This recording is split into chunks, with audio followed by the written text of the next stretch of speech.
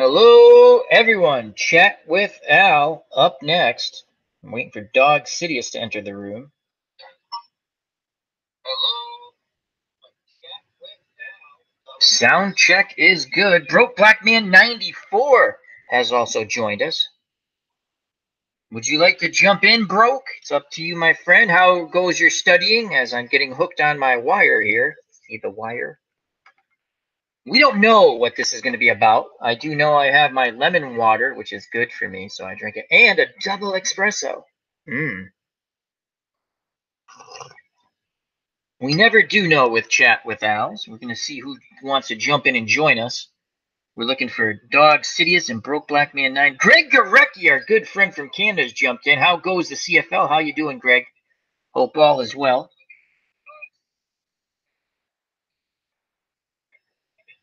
I saw oh, yeah, look. Yeah, look at that. Yeah, let's whack out this numbnut.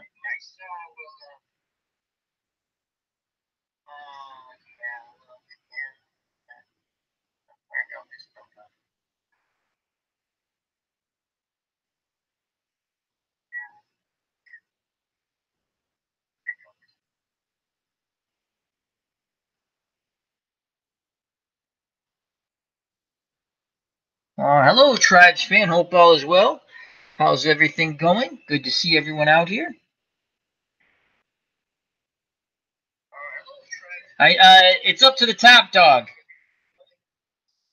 Hey, that's the link. Do you see it?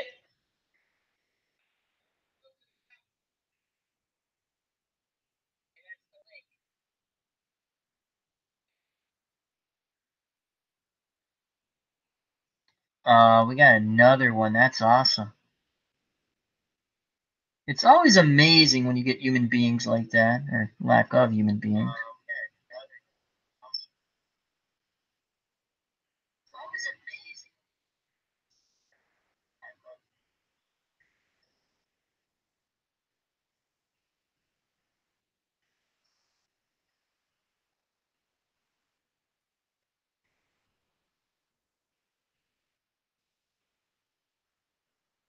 Hello, Broke.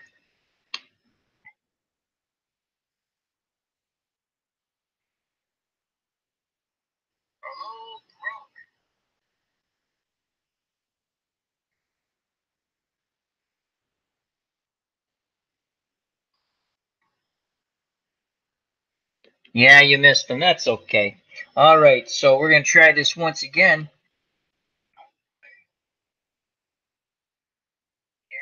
As Tribes Francis is going to be having another video up soon on his channel with his 1967 recap of his New York Mets pre-play. I'm going to lower this as I'm getting a double echo here. I know you guys can hear me. So let's try this again. All right, Dog. Are you there, Dog? Are you there? Yeah, I'm going to throw that link in a second. Bear with me a moment, Dog. Bear with me. Open up another window again. How's everyone doing this weekend?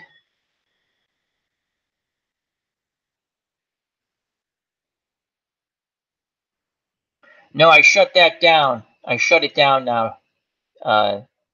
Broke. I had it up just to make sure the sound check. I'm assuming you guys can still hear me. Close that. And we're going to put this. I'm going to get Dawg Sidious up on the channel. If Broke Black Man 94, aka Dave the Saint, wants to join in, that'd be awesome too. And again, we don't know what we're going to talk about. We might just be battling trolls. I don't know. That could be fun in itself. And again, this is Chat with Al and Dawg Sidious and Friends. Why can't we be friends? Why can't we be friends? Let's go to let's see how I want to do this.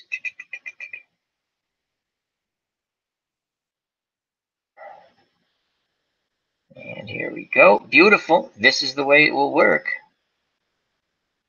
There it is, Dawg and Broke.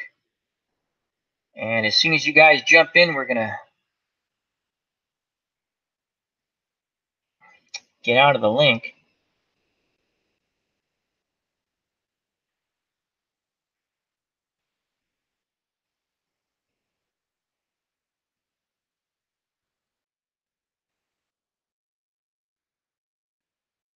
All right, so this is going to be a chat with Al on our late Saturday evening, early Sunday morning. We got Tribes Fan in the chat, Dawg Sidious, who will be joining us live, and Broke Black Man 94, who I think will also be joining us live. Greg Gorecki, our good friend from Canada, is in the chat.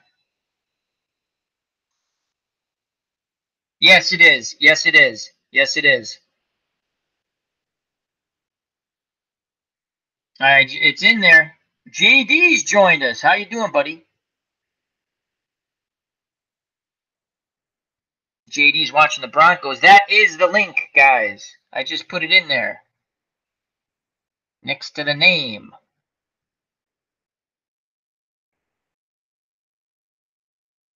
Oh, wait. Sorry.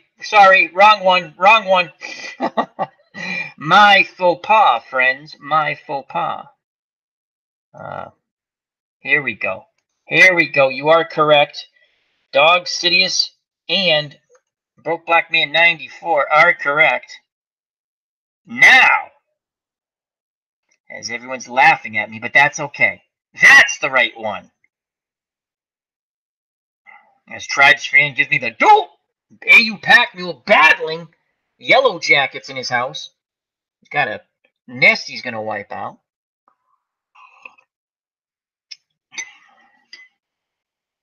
That's why I wanted AU Pack Mule in here. But he's battling Demon Bees. As he's saying hello to everyone. Good evening.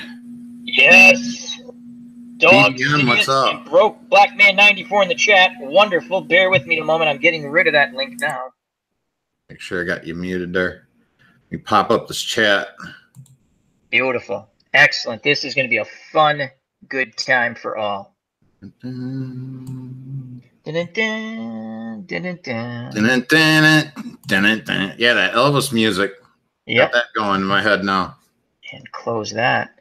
All right. So why is Broke muted? Do I have him muted? Do I have to click on that? Oh, no. I was making sure that background noise and like notifications are turned off, so it doesn't constantly You going missed on. the battle with the idiot, those people. We won't mention anything, but that was wonderful. It's the same person who had two different names. That was wow. Sad life they lead, don't you think? It's, double espresso for everyone. So, first of all, let's all wish good friend of the channel, Clinton Parks. I'm going to wish him well. He had to go in and have some medical work done, but it came out A-OK. Also, well wishes to Herb Pilgrim, as always, as he has the same. Had some issues they had to take care of with the old heart, the old ticker, so things are going well there. As AU Packmule in the chat says, rise, my friends. And let's wish AU Packmule well. He's battling, I think he said Yellow Jackets or Hornets in his house. I think they're Yellow Jackets because he said he already sucked up like 200 with the vacuum cleaner. Wow. Surprise, surprise, surprise when you open up that bag. So what's new with you, Broke? How goes the studying? And was it for the teacher's exam, my friend?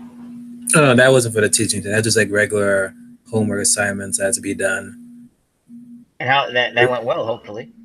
Yes, those went well. It wasn't that difficult. It was just like reading a report and making sure like you cite your sources. So it was pretty much just the professor making sure, hey, do you know how to cite your sources? Of course I do. I haven't gotten this far. Exactly. All right. Dawg, I see you posted a new Star Wars video. What's coming up on your channel? Then we'll hit Broke with the same question.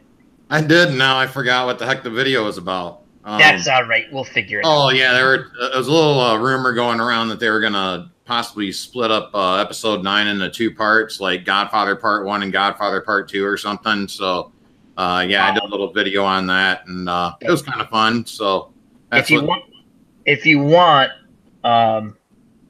Oh, I didn't. Did I make you a moderator, Dog? No, I did not. I have to make you a moderator. If Can you Broke, guys hear me okay and everything? oh, absolutely, that's good. I can hear Broke good, and yeah, I went Not two everybody there. parts. Yeah, I see you, Tribe Fan, and AU Pack Mule. So Take those Hornets out, my friend. they're gonna put that into 2 parts. I don't know about that. Let's just hope that one movie is good. That's all. What I was kind of hoping for. So, And again, check out Dawg Sidious, all things Star Wars and entertainment related. Now we also have, we're lucky to have our good friend of the channel, Broke Black Man 94, aka David the Saint. What's new on your channel? You do so many wonderful TV reviews. It's just awesome. And the latest one I did was the season 5 finale of the 100. It was like the last video I did on my channel. yeah. Yeah, And but what going channel? back to what Dawg said about Yeah. like his latest video, I'm surprised and then not surprised because it just looks like Disney just wants to like make more money, so they just put into 2 parts. Kind of reminds me like with The Hobbit, like they made that to 3 movies, which it shouldn't have been 3. I know that The Hobbit could have been done in 1 long movie, 2 at the most. I agree with you.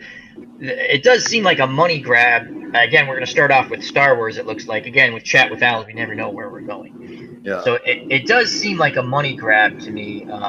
But coming off 2 really failures, they better have a good movie. That's all I can say. Excuse me. That's funny. BBM mentioned that. That's exactly what I said at the end of the video. I think I mentioned that. I said, yeah, look, go ask Peter Jackson what happened when he split those 3. When he split that book up into 3 films, basically. So, yeah, I totally agree with you guys. Could have been done in 1 film. I just think sometimes when you go to split up movies, I get he had great, with the trilogy of Lord of the Rings, it was very successful. I think a lot of people are trying to do that. Like, The Hobbit did not need to be 3 movies. That was ridiculous. So,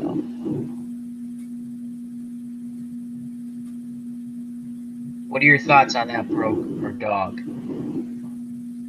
Like, even if they do it like in 2 movies, it's like how they could even do that, especially with all the stuff that they told us. Unless like cliffhangers like Snoke returning or something, or I don't know. Like, I just wish that they did the Obi-Wan and not Han Solo at this point.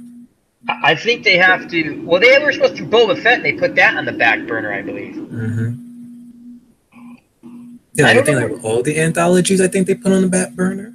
Yeah, I don't know where they're going with this. I really don't, because it's not been good for Star Wars of late, and that's kind of sad. Yeah, it was strange because they like announced like James Mangold, the guy that did Logan, which is a really popular film, right? And then I forgot who they announced for. Well, I had the name on the tip of my tongue.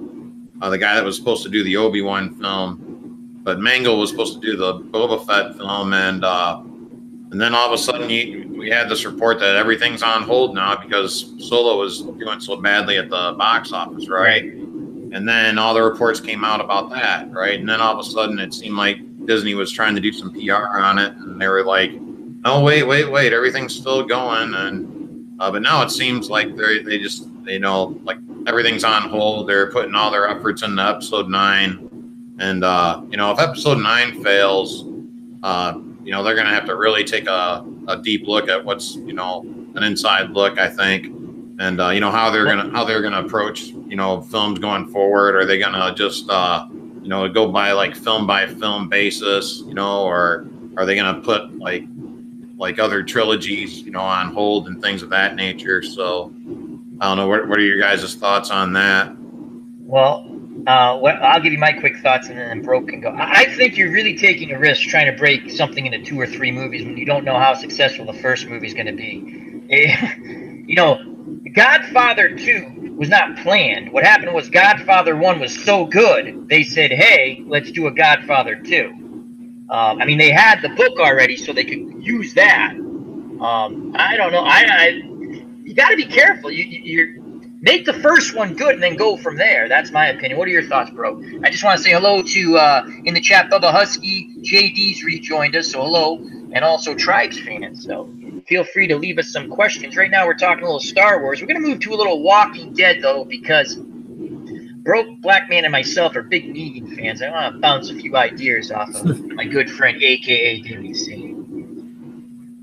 Yeah, like, for me, it's like the Star Wars right now is a little bit more of fatigue. Like, I would expect this eventually coming from Marvel movies, but the Marvel movies seem to be okay.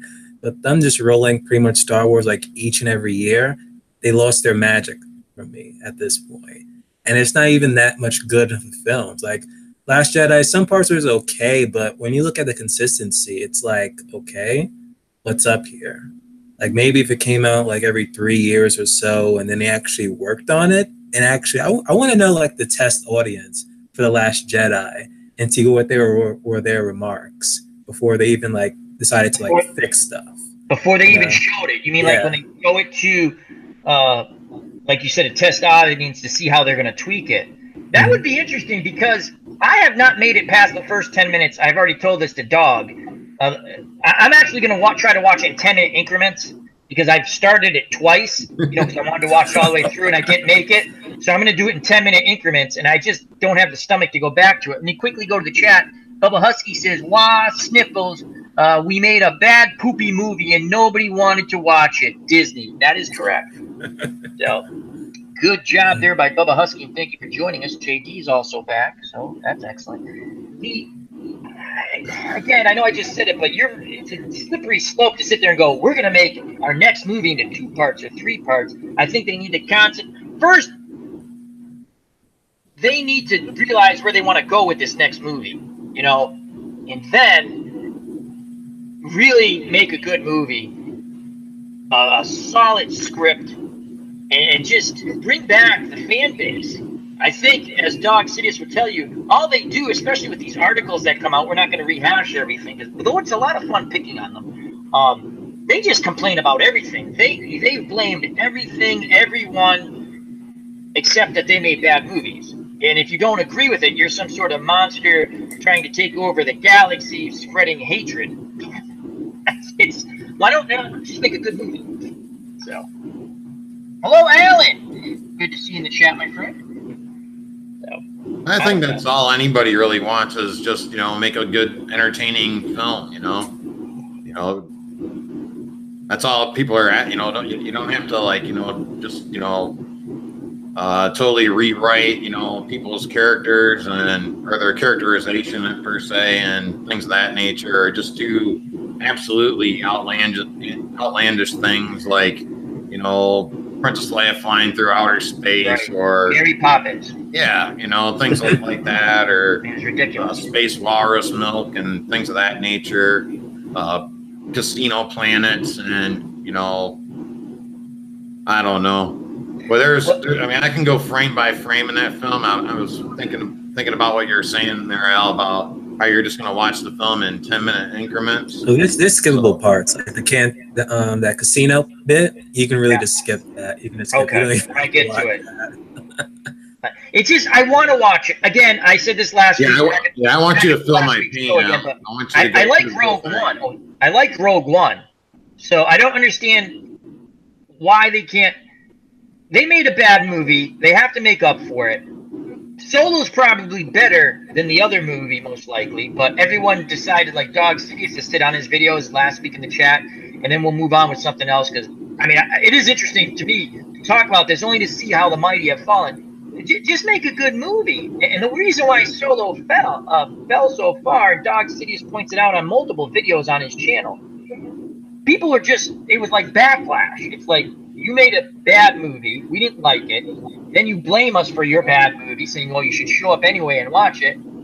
What, just make a good movie. You made a bunch of unlikable characters. I don't mean it to, again, I don't dislike the main character, the female, and again, I haven't watched The Last Jedi all the way through, obviously 10 minutes twice, but just make a good storyline. And Dawg Sidious said last week, and I agree with him totally, that with the main character, the female lead, she does everything and she's never been trained. Where Luke remember you had to go and meet Yoda in the swamp, and we had that. And I don't know. I just think they got to make a better movie. You know, And the we'll way talk a how little they more about this. explain like how she did it, one, they never explained it in the movie. They explained it in the book. But even when you read the book and get that explanation, it's just half-assed. So I'm like, really? Like, I don't know. It's like they had so much stuff in Legends, but they made that non-canon. But in my opinion, they shouldn't have done that. They should have just, kept the lore and stick with it. Not look at the lore, throw it out the window, and do your own thing. Let me go to the chat real quick. Bubba Husky says Disney just doesn't want to consider 25 years worth of George Lucas approved novels and comics as canon. They want to make their own stories. And Bubba Husky touched that point last week in the chat. And to be honest with you, I was very unfamiliar with, as Broke just mentioned, the stories that are out there. So, and then it was brought up by a lot of people in the chat last week. Why wouldn't you just use that stuff? And Bubba Husky, he points out they just want to do their own thing. They're walking this is Star Wars, and they're walking a slippery slope into oblivion. And I'll bring up a TV show that Broke and I love, Walking Dead, which they have all of this storyline from the comics, even some novels, actually, backstory. I mean, not graphic novels, not comic books, but these really great backstories. They're hardcover books. You can get them on your regular books. That's the only way I can describe it. And there's really good stuff out there. And we've watched the series. And again, we're going to talk a little Walking Dead in a bit. We've watched that series, and I still love it. I've invested a lot in it. That's why I'm stuck with it. And Broke Black Man has twice convinced me to stay with the series as I was going to quit it. But Star Wars, they have to figure out where they want to go with this, and how they want to continue. What's the end game with the old characters? It seems like they just want to kill them all off. What's your thoughts on that, guys?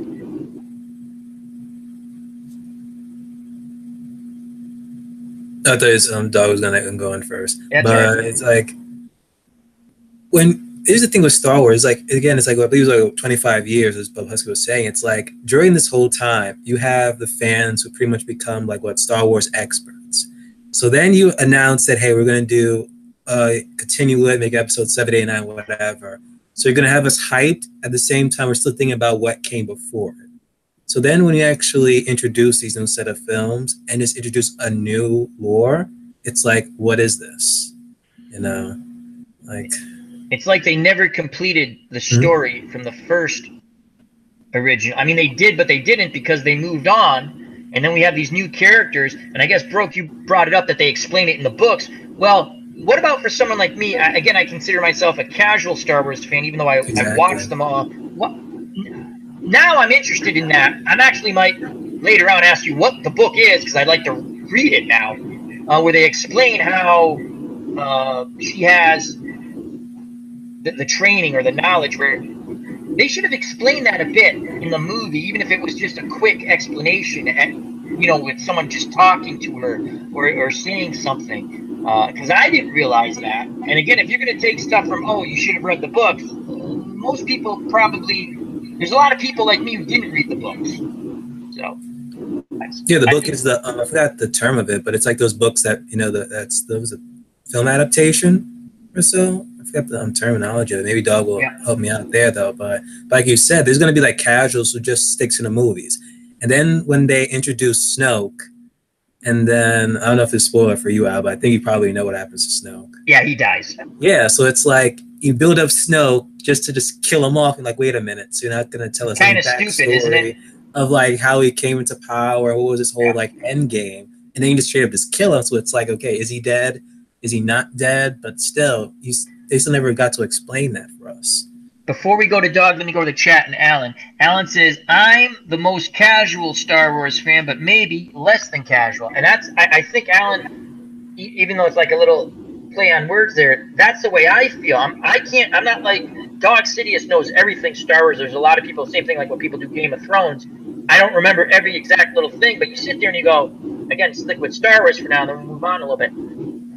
How do you go from where they were to where you're excited to see the next movie, You know, like when I was a kid, you sit there, and again, I said it last week in the words, and you're reading it, and it starts off galaxy far, far away. I can't make it through 10 minutes twice of The Last Jedi. So the floor is yours, Dawg. That's so sad, and I totally understand that. Yeah, like when you watch a Star Wars film now, you can't even get through 10 minutes because you've run into your mama joke or something, right? And just BBM, yeah, you said you read the novel basically of The Last Jedi. That's what you read, or was it like an in-between book or something like that? Oh no, it's actually like the book to novel. Right? Yep. So yeah, you read the novel.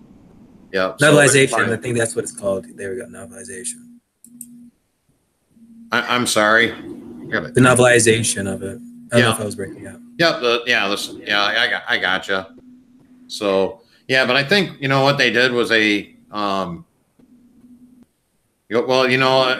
when they brought Force Awakens out, right? I mean, they weren't going to get, they weren't really going to totally maximize their market per se, right? By not having like the old cast, right? So, this film, eventually they wanted to, have these guys pass the torch and whatnot, right? And they wanted you to love them just like the old cast, right? But they had to make sure that, Han Solo's in this film and Princess Leia's in this film and Mark Hamill's in this film too, right? So, and that way it just kind of, it made sure that everybody, was on board with this new, adaptation of Star Wars, right? So, now we see this Force Awakens film, and it's, for the most part, it's a pretty good, entertaining film. I have a lot of issues with it because I feel like it's kind of just a carbon copy of A New Hope, and I think I'm going to go into a little bit more detail in the future on my channel about the actual similarities between those films and things of that nature, right? But so they made us basically wait around, right? Especially like big, huge Luke Skywalker fans like myself, right? Yeah. And by the end of that film, all we get is him turning around and taking his hood off, right? So, after we waited for 30 years or so, I forgot exactly when The Force Awakens came out. I want to say 2016. Yeah.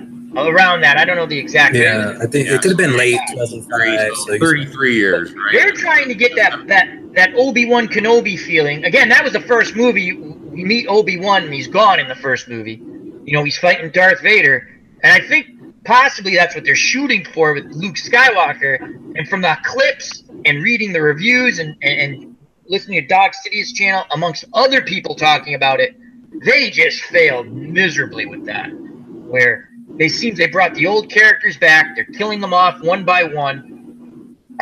I just don't know where they want to go with this, and like the way they killed Han Solo off was just it was pretty lame. I thought the way they killed him off. I thought he should have gone out, protecting Princess Leia or something like that, or taking the I don't know, doing something a little more epic than just standing on a bridge. Yeah, it was so similar to like when Obi-Wan and Vader met, in New Hope. It was very similar, except Obi-Wan and Vader were battling it out in the lightsaber duel, right? And you're still wondering what's going to go on. Again, this was all new to us then. Thinking back, you're like, oh yeah, they would never kill Darth Vader. We don't know that, right? I mean, you kind of had that thought process, at least I did as a kid watching it, well, maybe the bad guys, or you don't know what happened, and he sees Luke, and he just shuts down his lightsaber. And if you remember, when Darth Vader strikes him down, it's just like what's left is like the Jedi cave. Because I'm trying to remember back, I think actually Darth Vader goes to kind of pick it up and goes like, where is he? Yeah, he went out like the Wicked Witch of the West when Dorothy threw water on her. He looks, I mean, that was really a good, well drawn out or thought out scene with Obi-Wan Kenobi and Darth Vader, because he looks at Luke and it's that famous look like, well, I don't want to kill Darth Vader in front of you, because maybe he figures Luke's going to figure out at some point this is his dad. I don't know. We'll end this soon. We'll move on to something. I don't know where they're going. I think they needed to They thought about, let's just make a bunch of movies, in my opinion, without thinking where the end game is. It's fine to introduce new characters. They didn't know where they wanted to go with these characters. And then they made the Empire the dumbest bastards on the face of the earth, it seems. And then, like Broke was saying, they introduced the Sith Lord, Snoke. Thank you, Snoke. And he's gone, spoiler alert, before you even get to know him. We didn't even have a cup of coffee with him. The only way I can see them doing like 2 parts, if they try to explain everything that they failed to explain in The Last Jedi to us, and then they actually do the part 2, okay, this is what we're going to do now. So you mean like just having them, just again, like another problem was it having like 2 different directors, right? Yep. So it's like, if you're going to do that, at least, you know, talk to the director and say, okay, this was our plans. But then it's like, you just looked at it, it's like, okay, just like how Luke threw the lightsaber. He did the same thing. Like, oh, I don't know. Can I ask you, Broke and Dawg Sidious, do you think it's better if they had one director, one like mind, you know, one vision that they would have just moved through with these movies, as opposed to seeing like they're going? It's neat to see, I guess, different visions, but as we've seen with The Walking Dead, when different people, and those are sort of different, even each week, a different little storyline following a bigger story, where there are some writers or directors, however you want to put it, that we like better than others. I can't name them, just know, like, I like that episode that was done by a different person than an episode I didn't like. Do you think it would have been better if they just had, my terminology, one director or scriptwriter working together to go on that same, this is the direction we're going in? Where it seems like there's no direction to these movies. And again, Rogue One is a side movie. I liked it a lot. It's one of my, you know, not a lot of people liked it the way I do, but I liked it. What is the end game? I know I keep saying that. I've been trying to figure it out. I don't know what the hell the end game is. Honestly, I thought Snoke was going to be in the end game. Yeah. Now he's not in the end game, so I'm like, okay, what's going to happen? So you're right, because now they have to introduce, what are your thoughts, Dog? They have to introduce a new main bad guy, because Snoke's was the, I mean, what's his face? Han Solo's kid. Kylo Ren. Yeah. Is he going to be the main bad guy now? He's not experienced enough to be the main bad guy. Yeah, well, that's my thing, is like, yeah, he's the new bad guy, or the new the new love story with Rey, basically, right? For the Twilight market, basically. So, but yeah, I mean, that's what I've been saying about The Last Jedi, is that nothing happens in this film, right? They start at point A, and by the time the film is over, they're right back at point A, right? Luke's dead and Snoke's dead. That's all that happens in this entire film, right? All the main the main characters are still there together. You have, Princess Leia and Rey and Chewie and Poe and Finn and all those guys, right? They're right back where they started, right? All the red shirts are dead, of course, right? But they got their message out, and they're gonna hire more red shirts for episode 9, right? Yeah. So I mean, but nothing happens in this film other than all the questions that were basically asked of the audience and The Force Awakens, right? All those questions that you had that J.J. Abrams was asking, right? They were just absolutely snuffed out by Rian Johnson in The Last Jedi. So to get back on your point about, would this have been better as a, with one director? Yeah, I think definitely it would have been better with one director right now, So 'cause originally they had J.J. Abrams for Force Awakens. They were going to have, who got fired for, Colin Trevorrow? Colin Trevorrow got fired for, he was going to do episode 9. But I think, when Rian Johnson did, when he did episode 8, right? So Colin Trevorrow probably had some issues with, like, what am I supposed to do with this now? And I think he had some beef with Kathleen Kennedy, basically, and she fired him. And then brought J.J. Abrams back to try to fix it, basically, right? So, will it work? But as far as, like, there's really no, what's going to happen in this film, right? The good guys are going to win just when you think that they're going to lose. And, either, you know, Rey's going to kill Kylo Ren, or she'll bring him back to the light side, and they'll go make Force babies together, basically, right? I kind of. I won't like it. I won't like that. I don't even ship them. I don't see it. But if that's the market that they gotta try to make money from now, I guess that's what they're doing now. I don't know. Let me pose this to Broke and Dawg. So you came up with 2 endings possibly. Which would you prefer? She kills Kylo Ren, or Kylo Ren turns back to, we'll say, the good side or whatever, the light, and helps her defeat a new main bad guy that they have to introduce that has to be overpowering because she beats everybody, right? And again, here's the other thought. We know the good guys are going to win in this movie, but they have to make it so that it's interesting, as opposed to going, yeah, the good guys are going to win. I mean, that would be shocking if at the end of this whole series of movies, the Empire wins, right? I mean, it'll be a stand-up and feel-good moment for me, you know, because I root for the Empire. Definitely. It'd be funny. It'd be interesting. But we know it's going to be the good. That's fine. Good guys winning. I mean, if you're on the Empire side, right? I know I always go back to it. It's fun to think of. I'm kind of robbing this from Clerks, that movie, which is a funny movie. If you're on the Empire side, right? You think you are the good guys, most likely, but you're not.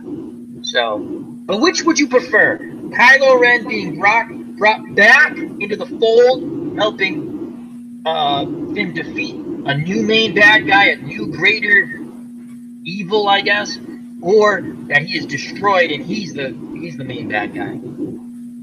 He better be the main bad guy for me. I'm sorry. If not, then somehow Snoke returns and it's like, oh, I wasn't dead this whole time. I was trolling. I'm still alive. And he's like the new big bad. Like, okay, I'll accept it. But if they just turn him over to the light, Kylo Ren to the light side, then for me, I'm going to be like, wait, you pretty much just rehashed the original trilogy where they pretty much brought Darth Vader back to the good side to defeat this new big bad. Like, and if they do introduce a new big bad, it's like, wait a minute, where were you this whole time when Snoke was doing everything and everything else? It's just like with the Knights of Ren. It's like they introduced the Knights of Ren, in episode 7, and not one mention of them in The Last Jedi. Maybe it's like a little segment of them where like, oh, well, they were kids I taught, but they kind of left with Kylo. But still, it was like no mention of what the hell were they doing.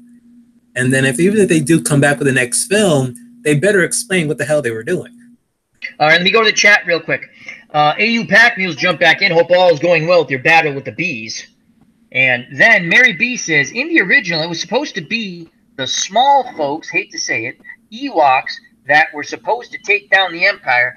I have to tell you, I hate Ewoks. Nothing against them, but I hate them. I think that's what solidified my love for the Empire, the hatred of Ewoks. That's just me. So that's love or hate the Ewoks. And I think I've made this point a couple times. Like when you look at the new creatures that they bring into the fold now, like the Porgs, right? I mean, the Porgs serve absolutely no purpose but to make you feel bad that Chewie likes to eat meat, right? I mean, that's the only really. I mean, and a little bit of comedy relief in there too with the Porgs, right? But like Ewoks, right? Or for all the issues that folks have with them, at least they did serve some sort of purpose, like Mary said there. They're inhabitants of that planet, it seemed, besides the Empire troops there. Right, and that's what, George Lucas wanted to totally show that, this race of beings, right, this kindred spirit, if you will, right, they don't rely on technology, yet they're going to come in here and they're going to take down the machine, right? Originally, he wanted to do that scene on Kashyyyk. He wanted to have it with all the other Chewies, right? The other Wookiees, right? He wanted to have it on the Wookiee planet, basically. But the Wookiees are their technology.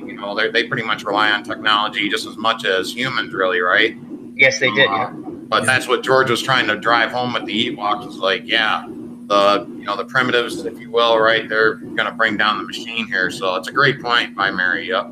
Another, let me go to chat quickly before we go to Broke. Bubba Husky says, the Great Ewok Adventures were a definite part of my childhood. And hello to Jake. Thank you for joining us. AU Pac-Me like the Hobbits.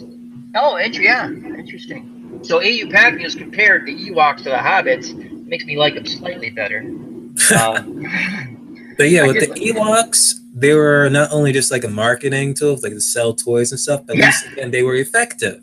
You know, even Jar Jar Binks, even though he was there for the kids, he was still effective.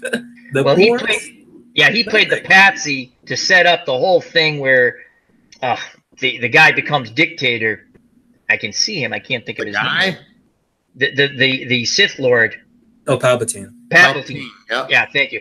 He sets him up because he says, "Who will be not brave enough to when we need this one leader to go in this one direction?" And they make him, they make him dictator basically, and he takes power. He was an interesting character as much as the prequels, right? He was an interesting character. I mean, they had some good scenes in the second movie. Was that the third, where Samuel L. Jackson gets killed by? Yeah. Okay, that's my favorite of the prequels, and it's not that bad. Too much CGI still, but that was interesting storyline. Where, again, I don't mind that one as much. They need to know where they're going. So they're in deep trouble. They're hoping to bring the name. They've already failed with just having the name. Like, let's just make this. Throw a movie. Well, let's throw it up against the wall. Okay, that's good enough, right? And now we put Star Wars brand on it, and people are going to come see it. We're going to make gazillions of dollars. Well, that fell apart. And to think after the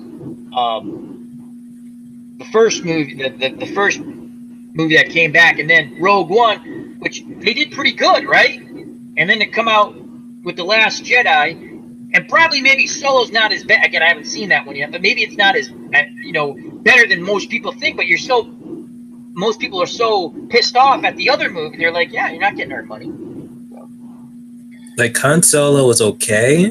Mm-hmm. Then they showed certain scenes. I was like, wait, what the hell is this? And then there was one thing that they do that pretty much just undermined everything that made Han Solo Han Solo. When I actually thought about it. My nephew's big complaint about Han Solo was at the end of that movie, he was not the badass that he, you know what I mean? He was just like, they said he was like comic relief all through the movie. I haven't seen it yet, but they said he didn't, I guess in their opinion, he didn't evolve to where they thought he should be.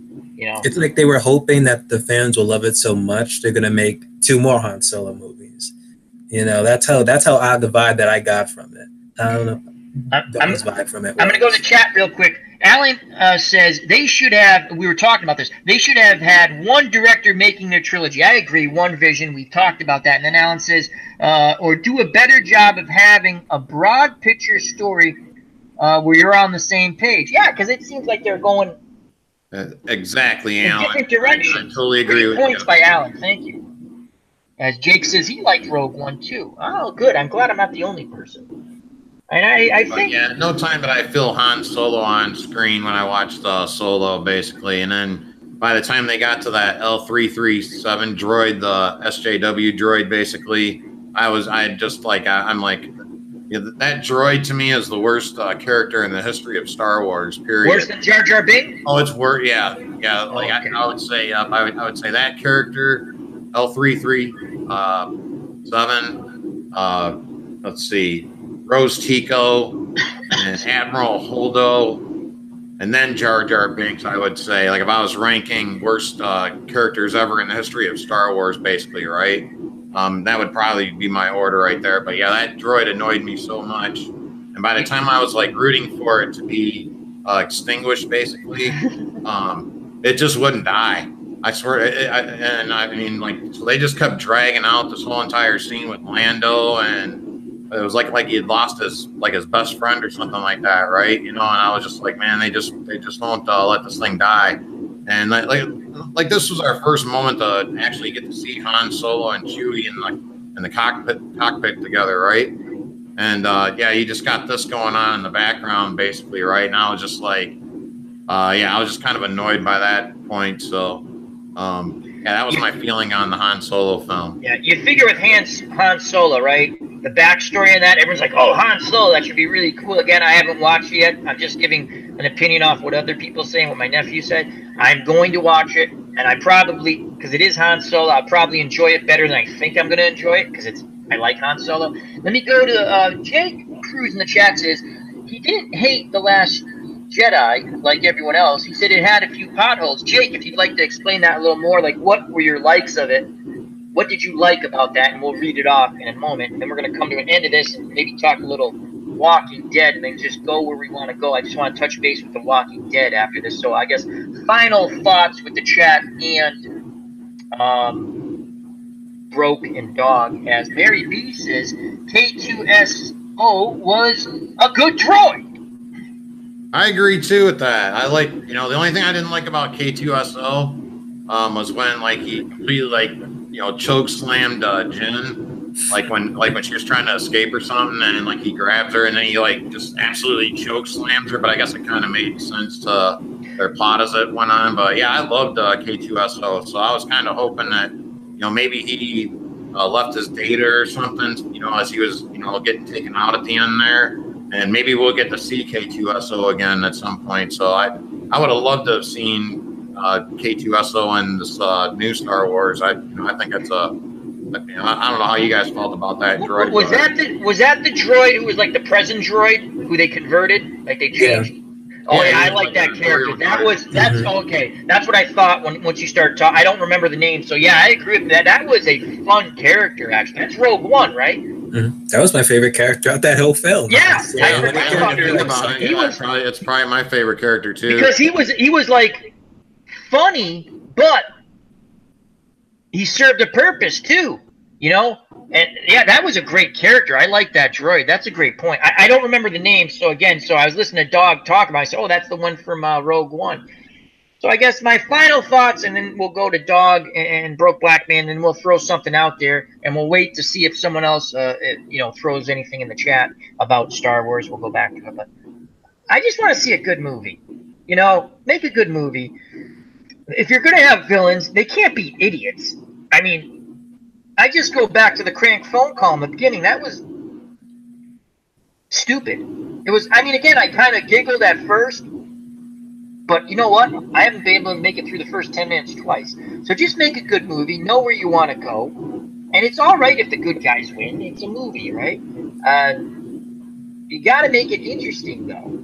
And these movies are not interesting at all. At least the last one. I liked Rogue One. So, all right, we'll go to Dog and then Broke. That's not doing. Let me check the chat out. Yeah, I think basically deep down, we all just want to see a good, entertaining adventure film, in outer space, with space wizards, basically, right? But I don't know. That just all of us just want to see a great film, right? And, we really don't want to see, what's been going on with the direction they've been going in, really, basically, right? So I talk about this stuff so much. We're going to move on. I know. It interests me so much. I'm a casual fan. And Jake responded back with The Last Jedi. He liked seeing Luke. So that was his thing. He enjoyed seeing Luke Skywalker. And that's fine. I enjoyed seeing him too. So like when he first dumps the lightsaber over his shoulder and things of that nature, right? I wasn't really all that upset. I just expected at some point Chewie or Rey was going to give him a pep talk, and he was going to turn into the the Luke Skywalker that we all know and loved, right? And we really didn't get that. I think if they had to do it over again without just hearing what my nephew said, hearing what you guys have talked about it, and reading some stuff. If they had any brains, if they could do a mulligan, a do-over, go back in a time machine, they would have made the Luke Skywalker character different, stronger. You know what I mean? Sort of like Yoda 2.0 or something like that, except not Yoda, but like Yoda. You know what I mean? Like we made that joke, Dog, when you on your channel in the chat when you were playing that. A video game. I forgot what game you're playing. Mass Effect. Yeah, we were doing the whole thing. Come join the Empire. It seems kind of we have ice cream and we like puppies and all that stuff. But they made when things get tough, the Jedi crap their pants and leave. Basically, if you think about all these movies, even the ones I love, Yoda takes off, right? They all take off. They don't, it's like catch us in 20 years. Come find us. Deal with it. So. Okay, Broke. We'll end this. Your final thoughts, and again, we can go back to it. But yeah, the same magic they did with Rogue One, they really should just transfer that into these films, you know, that appreciated the past and still introduce new characters. Because in Rogue One, they introduced, you know, the Rogue One characters who were brand new, and fans seemed to love them. But then when they transferred up to this, like, people are not consistently liking Rey. And then what they did with, you know, with Finn, it's like we expect him to be at least, you know, Force user, whatever. But then the moment when they got him in The Last Jedi, it's like, what's the point of his character? He could have died. And then when they wanted to give us his death, they didn't. Like, I don't know. It's like, why can't they, again, well, Rogue One, again, it's a suicide mission, right? And they did it right. All those characters died. It was a suicide mission. I don't know, maybe I'm nostalgic. I liked it. Again, reminds me of the Dirty Dozen. It's an old war movie. But it also talked with Dawg Sidious last week. We found out why there's a small hole that they can blow up the Death Star with. But I enjoyed it. You're right. Why can't they transfer that? Again, different type of storyline, but that same type of enthusiasm, as you said, Dawg, for these new characters. It shouldn't be too hard. I'm not going to say dislikable, but it's a silly storyline where they're just kind of like redoing the first 3 movies again, which is fine. I like the one that they did, which is basically Star Wars, but it's Star Wars. They should be able to do better. That's all I'm saying. So, and we'll move on from that. And if you don't mind, I'd like to talk a little quick Walking Dead for a second. Dawg, do you watch Walking Dead, or is that not one of your shows? I watched the first season of it. Yeah, I didn't mind season 1. I guess I'll give it a 7 out of 10. Okay. It was I rate kind of harsh. So I mean, I watch Game of Thrones, right? Yeah. So I mean, you know, so like I set the bar kind of high, right? So again, Broke Black Man 94, aka David the Saint, has brought me back twice from the abyss when it comes to Walking Dead, where I'm really gonna just walk away from it. And he's brought me back. I know I've invested a lot of time into it. Again, I don't mind. I enjoy the show. But where do we Broke? This is obviously for you and Dawg. Just jump in just about general things that, you know, just your thought process after we Broke and I riff a bit, and we'll check the chat out. How much longer do you think Walking Dead can go? Well, after they finally announced that, is it Andrew Lincoln? Yes. Decides to, like, leave the show after this season, it's like, I don't know. Like, I always heard like it's going to go into 11 seasons, but after this, maybe one more after that. Yeah. Like, I don't know. It's like he is the Walking Dead. It started with him. It should at least end with him, but now they decide to like have him leave and then have like a new person like take the role. And I think it's going to be, you know, Norman Reedus is like Daryl, but it's like the way how the previous seasons are, you can't just make him like the new lead. Like, they could make Carl the new lead. Well, they killed off Carl, which was stupid. Again, I think that was a money thing.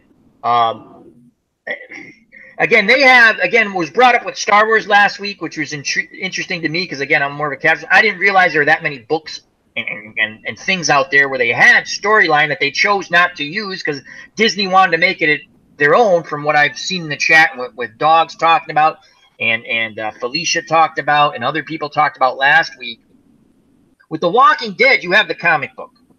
It's still going. You have not my terminology, books that were really cool. They gave you more information about like these side stories, like what happened to Woodbury after. It went off in a different direction based on the comic, not the show. But it was really, I've read them all. I have one more to read. They're interesting. I wish they would have done something like that also. But you have the comic book. You killed off Carl, which made no sense. Again, you went different directions to make it a little different from the comic book to the show. Characters, some died, some stayed. That's fine. Now I think one of the things that really hurt the show is when they splintered the stories up too much. They don't do it well like Game of Thrones, where Game of Thrones has, if you read the books or listen to the audiobooks or you just watch, there's individual stories. They're like a bunch of short stories moving forward to the big story. When The Walking Dead tried, Terminus was the only one, the Terminus season, that was interesting. where they were like, what are they doing? Because they got broke, you know, what was this? Not the governor, and everyone had to run away, you know, go in their different direction. Now they've tried it a little too much, and there's a lot of characters. Again, I'm a big fan of Negan, Broke Black Man, and I joke about Negan all the time. I like him. He's a good character. Do I agree with everything? No, that he does, but he's not a bad leader. He just does things in a different way. It's going to be interesting if they can bring him back. In the comic, they did it pretty cool. And his backstory was really cool. I'm going to see how they do that in the show. I don't know how they're going to do it, but it seems on the TV show, Negan is not, like in the comic, he's like everyone's favorite, almost everyone's favorite character, I guess. On the TV show, it's like a 50-50 split. What would you say, bro? You know, you either like him, there's no in between, or you hate the character. It's like, I love the character of Negan on this show, but I see like why people don't like him. It's like some of it's from comic book fans. It's like, this is not our Negan. And some others is like, we don't like Jeffrey D. Morgan. They just don't like Jeffrey D. Morgan. I think he plays it well, but as AU Pac News says, Carl, remember when they were on the farm and Carl just get people killed left and right? You know, because he's an idiot. Where's Carl? My God, they never watched Carl when he was a kid. Carl it's a zombie apocalypse. Wander away in the woods, play with the zombies, you know. Go in the mud, get stuck, maybe get killed.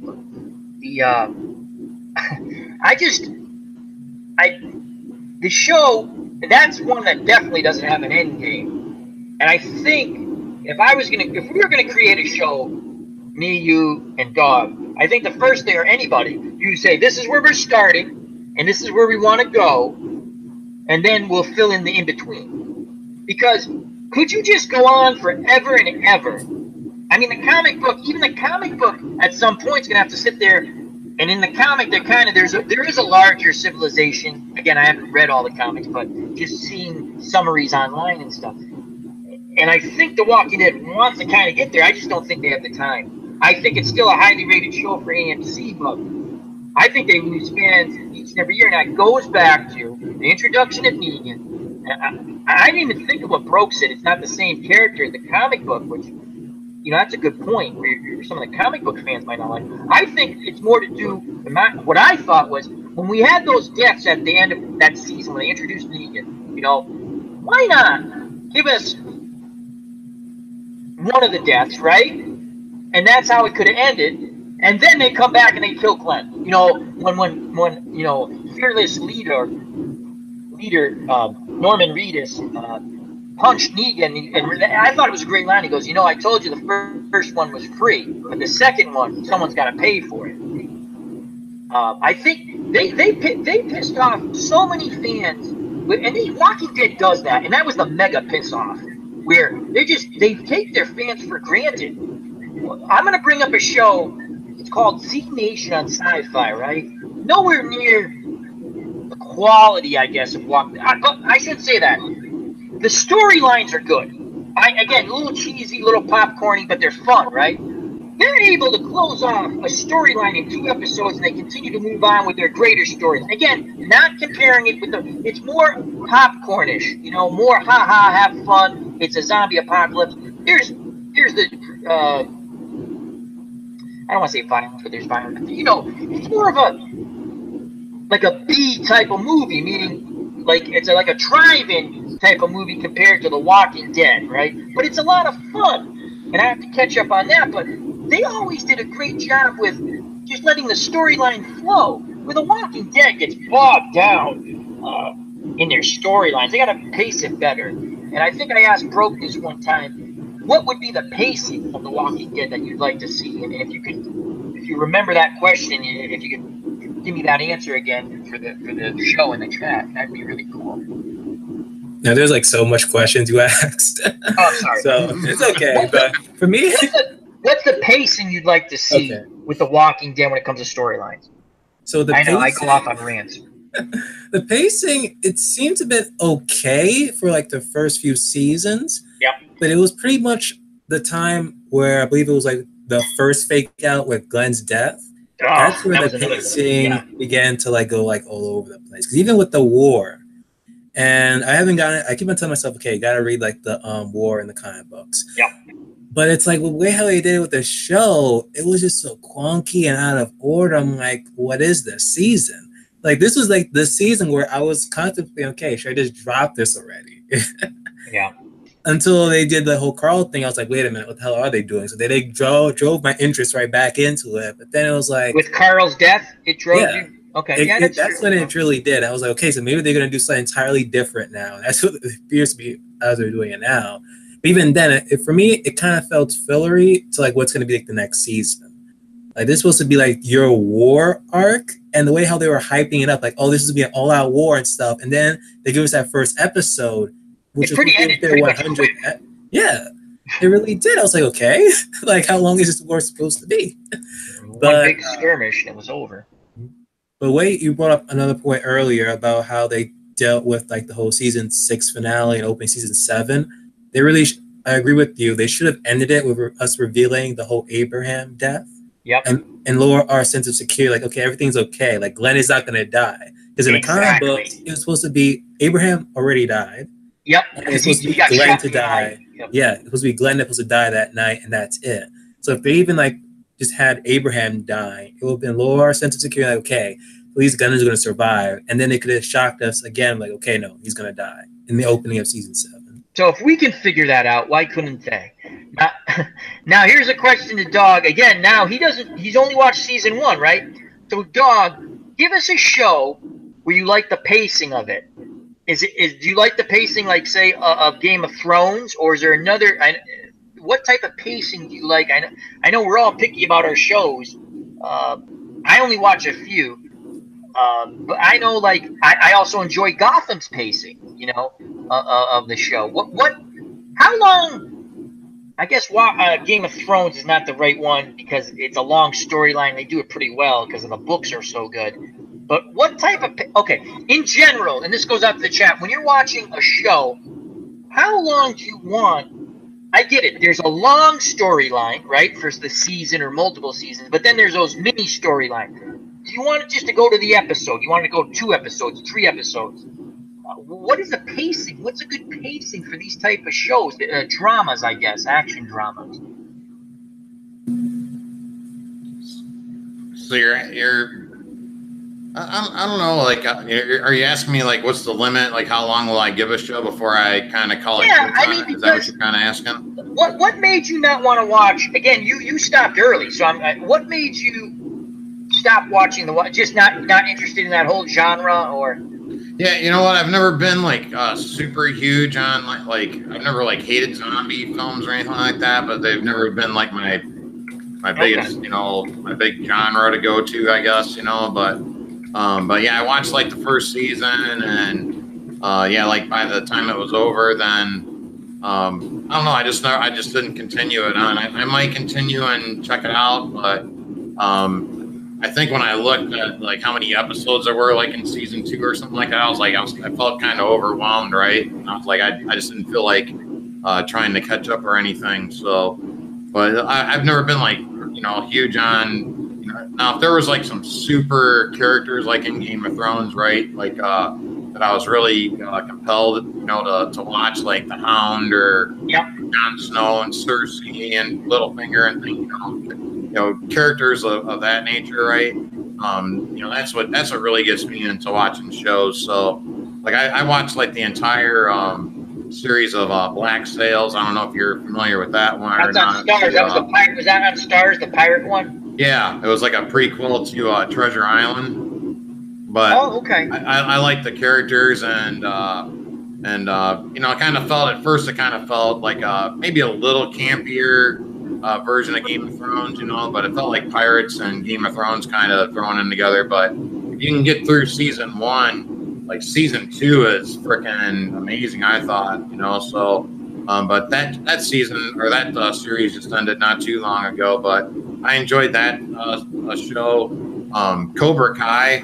If you haven't checked that one out, like I love that all the way through it. Like we're gonna touch that next. Dawg, have you Broke? Have you seen Cobra Kai? No, I have not seen it. Oh, have you seen the original Karate Kid movie? Yes. Okay, so Cobra Kai is them as adults, and Daniel's son is a successful car salesman, right? He owns dealerships, like 3 or 4, 2 or 3, whatever. And the kid from Cobra Kai, sort of after everything went downhill, he's kind of an alcoholic, and he brings back the dojo, and it's just tremendous fun. Dawg will tell you, as I have an itch on my ear. Pardon me. I binge watched the 10 episodes. It was so good. I absolutely must watch if you're a Karate Kid fan. Just absolutely entertaining. Just marvelous. Yeah, that's exactly what happened to me. I was like, holy cow, they're doing a Cobra Kai. But I was kind of skeptical at first because I was like, oh, it's a TV series, and then it's YouTube doing it, and I'm like, oh, it's gonna irritate me like The Last Jedi did or something like that, right? It's just gonna be one of those things. It's gonna destroy your childhood, right? And I was like, so they had like the first episode or the first 2 episodes were on YouTube for free, basically, right? So I watched the first episode, and they show you Johnny's Johnny Lawrence's point of view. Yeah, right? So you see he's broken down, down on his luck completely, So, but by the time this episode's over, Johnny was a hated character. He was one of those characters that you love to hate. He was a Darth Vader, if you will. He was a Wicked Witch of the West. Great he was a point, great villain. If you were familiar with the Karate Kid at the time, in that day and age, but by the time this episode was over, you just absolutely love that character, right? And by the time he becomes a sympathetic character. Watching this series, Johnny Lawrence was my favorite character in the entire series. So, I watched the first 2 episodes, and then I was up till 5 in the morning, 6 in the morning, or whenever, and I had to finish it. And I want to recommend to everyone watching. There's an app you can get, not in a store. It's called Showbox. Very good app. Has a lot of shows on it. Wink, wink, nudge, nudge. I'll leave it at that. Showbox. But absolutely wonderful. I highly recommend Cobra Kai. And you're right. They made a character that you hated, and see what I don't get. So if these guys writing Cobra Kai, right, can do this and make it entertaining, and supposedly Star Wars probably has better writers, better everything, and they make a poop movie. So, but Cobra Kai, highly recommended. Now, question to Broke again. Back to The Walking Dead quickly. Do you think that they also have issues with not just having one person always or a team? I know they have a team, but they always seem like when they're writing an episode or directing an episode when it's different people.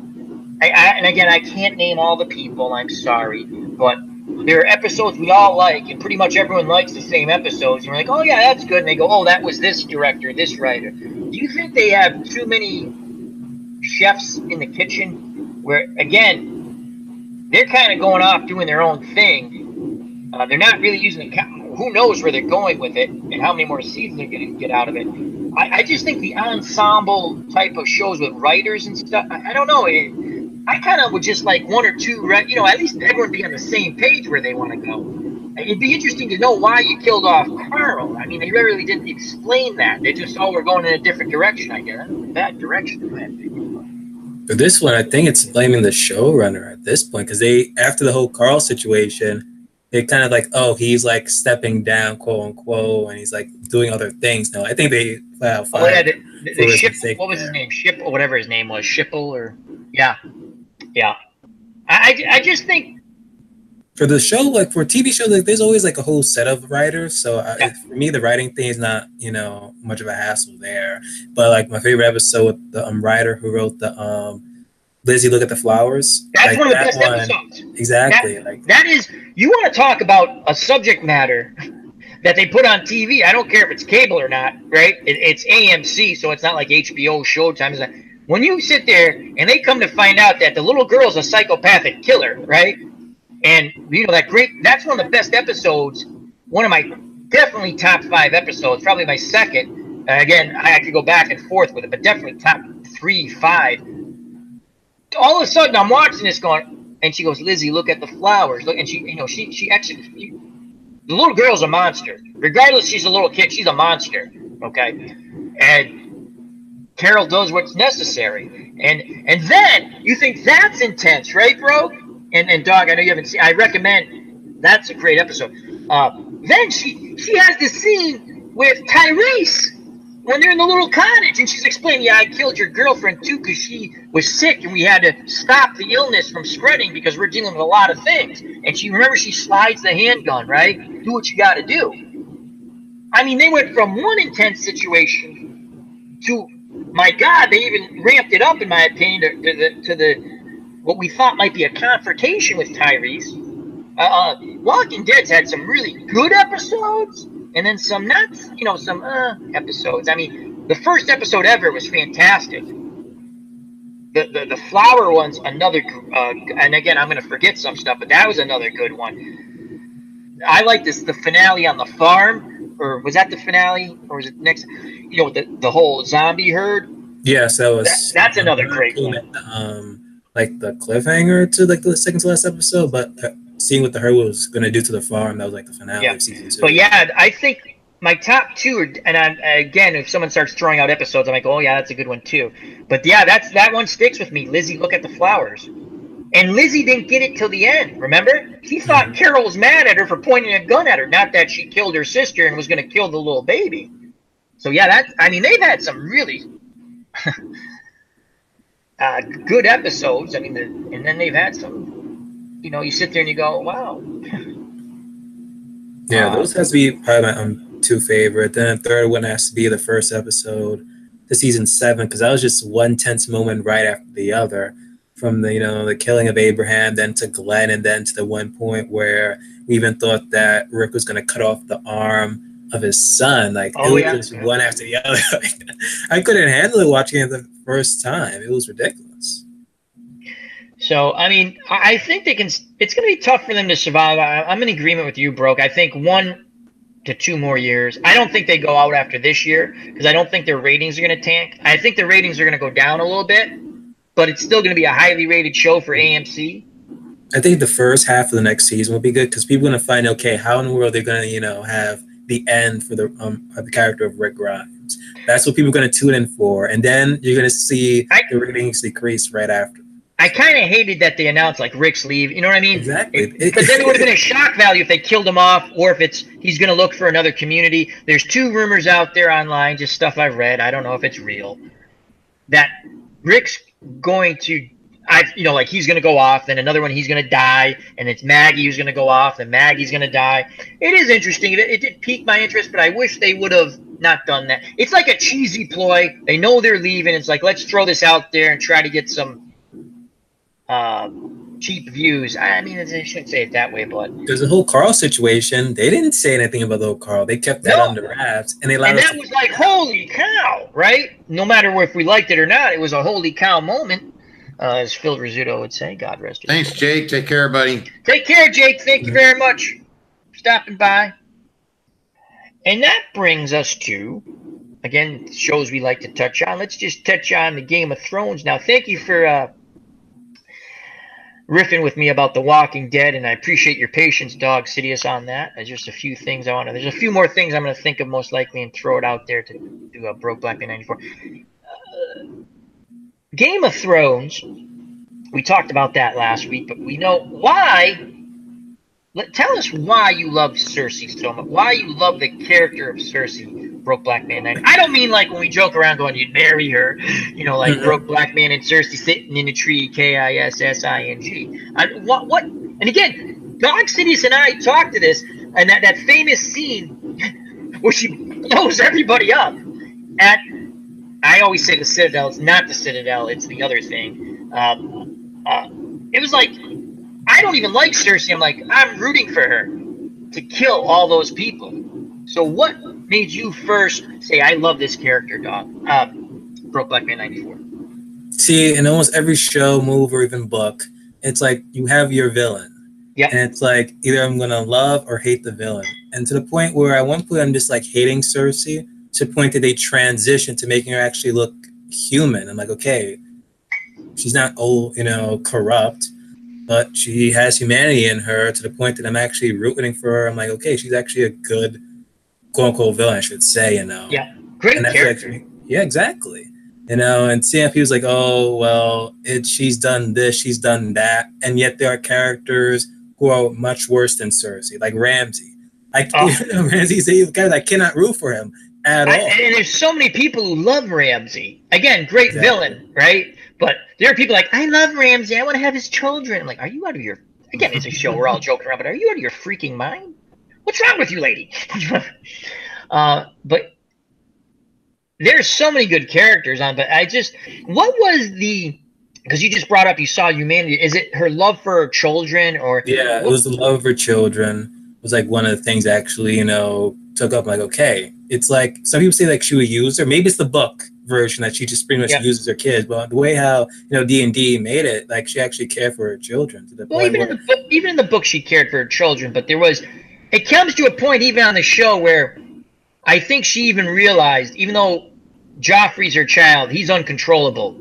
Because that goes back to the execution of Ned. We talked about it. She didn't want to execute Ned. She wanted to use him as a hostage. Again, that great still scene. If you look at that still scene, where they're gonna take his head off, you can see her in the background going, "That's not the plan, right?" Exactly. And it's a great still shot. And I think she even came to a point. I mean, she loved Joffrey, but I think in her mind she couldn't control him anymore. Not that she wanted him to die, but yeah, she's again, I was rooting for her at the end to take out all those people. Even getting her revenge. Is it the Sept? Yeah. Was that where they got it? The Sept, whatever? No, what the heck? Great Sept of Baylor. Okay, was it? Thank you. I always thank you. But that's interesting because we all have our favorite characters. I know you're a hardcore Cersei fan. That's fine. She's a very interesting character. Great bad guy. She plays it well, and yeah, I love Cersei too. Yep, so, you're another. She's like one of the greatest villains, probably in the history of television. I'd imagine she's up there with like J.R. Ewing or something. So, let me interrupt for Mary B regarding my duct tape. She goes, "Love the duct tape." I just noticed that. Yeah, from the beginning of her, like. What was that season 1 when she toys with Littlefinger and she's like, sees him and then slit his throat? Yeah, season 2, I think. Season 2. That might be season 2, but scenes like that and like her first love, I think, is power. Even before her children, I think. So even like when you saw like at the end, like when Tom and met at his end. She really didn't. It didn't seem like she really mourned all that much over it, right? No, that one was. She was heading to the throne, right? But I have mad respect for Cersei because she went from the absolute gutter and all of a sudden she's sitting on the Iron Throne, so that's it. Are you talking about when they did the shame thing? That's a great point. Yeah, she went from that, right, to she had to earn her way to the top basically, right? And she's just a great character and a great actress too. She's Lena Headey's I think she's the best actress they have on that show. So still to this day. That's a really good point. And let me throw this out there to you, Dawg and Broke Black Man 94. Now that you said that, I think that was a turning point for me. Where even though I don't like the character, I'm like, gee, it's kind of, wow, that's harsh. People spitting at her, throwing things at her. She has to walk nude back to the I'll say castle. That's my terminology. To the castle, right? And basically really was abandoned, right? Because they could have went in there with the army and wiped those people out and took her back, most likely, right? They didn't want to cause an uproar. I think Uncle Kevin was kind of happy where things were going. Again, different character than in the book. But that's an interesting... I think that was my turning point where I sat there, and at the end, when she gets her revenge on everyone, I was like, good. Good for her. Because it was they were not outsmarting Cersei. The only one who figured it out was Marjorie, and it was too late. When she goes, "Where's Cersei? We got to get out of here. We got to get out of here." No one listens. It's too late. They lit him up. So, but that is a great point. I think that was my turning point. Again, I like all the characters. There are characters I like better than others.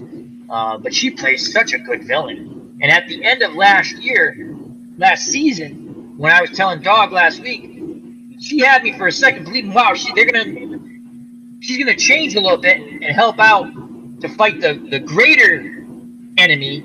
And then to come to find out, she goes to Jim, what are you doing? We're not going there. That was just great. And again, I know that's the writing, but she plays it so well. And joining us in the chat, Chrissy of Old Stones. Hello. Again, check that wonderful channel out. Beautiful reading voice. Chrissy of Old Stones, another big Game of Thrones fan. But what are your thoughts? Again, Dawg, that a great point. And Broke always liked her, but I think that was the turning point for me. I'm not rooting for her to win, but I was like, I want her to kill all those people. I guess that makes me a bad person. I don't know. So. Yeah, I love seeing her take down the Faith or the Sparrows. Yeah, I love that. Get revenge on that Septum lady too. Septum Anella. That was a great scene. yeah. But the one that the woman who would go in and say confess the one that she had locked up after, right? Right. And then what about the sand snakes? God, I hated those characters. But when she kissed the daughter the same way that her daughter died, because they figured it out with her crazy scientist guy, who's a great character. Quabog, is that his name? Kyburn. Oh, I was close. Yeah. Kyburn. He's a great character. I mean, another, he makes, Frankenstein basically, and but they figure it out, and she's a great character. So for me, I like that payback a little bit more because she couldn't protect her daughter. Okay. I know it begins with Marcella. Marcella, there we go. Thank you. You're always good with names, better than me and Al. But yeah, she couldn't protect Marcella. She was miles away indoors. Yeah. She couldn't even protect her. And then the moment when Jamie returns, thinking that, oh, Marcella's on that ship, and learn that she is dead and there was nothing she can do, but this time she got her revenge there. And it wasn't just, this quick death where, No. We just could have killed her. No. They figured out how it was done. We have to assume they figured it out because she killed her the same way. You're going to watch your daughter die. And we're going to keep you here, and you're not going to die a quick death. We're going to feed you, beat on you, starve you a bit, feed you, beat on you. You're going to die a slow death. Just a tremendous character she is. OTDA is in the house. Hello. It reminded me of the Cask of Amontillado. Remember that? Edgar Allan Poe. Yeah, that's what it kind of reminded me of. Kind of a little George R. Martin version. If you've never read that, it's Edgar Allan Poe, I think, right? Right. The Cask of Amontillado. You never find out why the guy's pissed at this other guy. It's just he insulted me. And it's a great short story. I recommend it.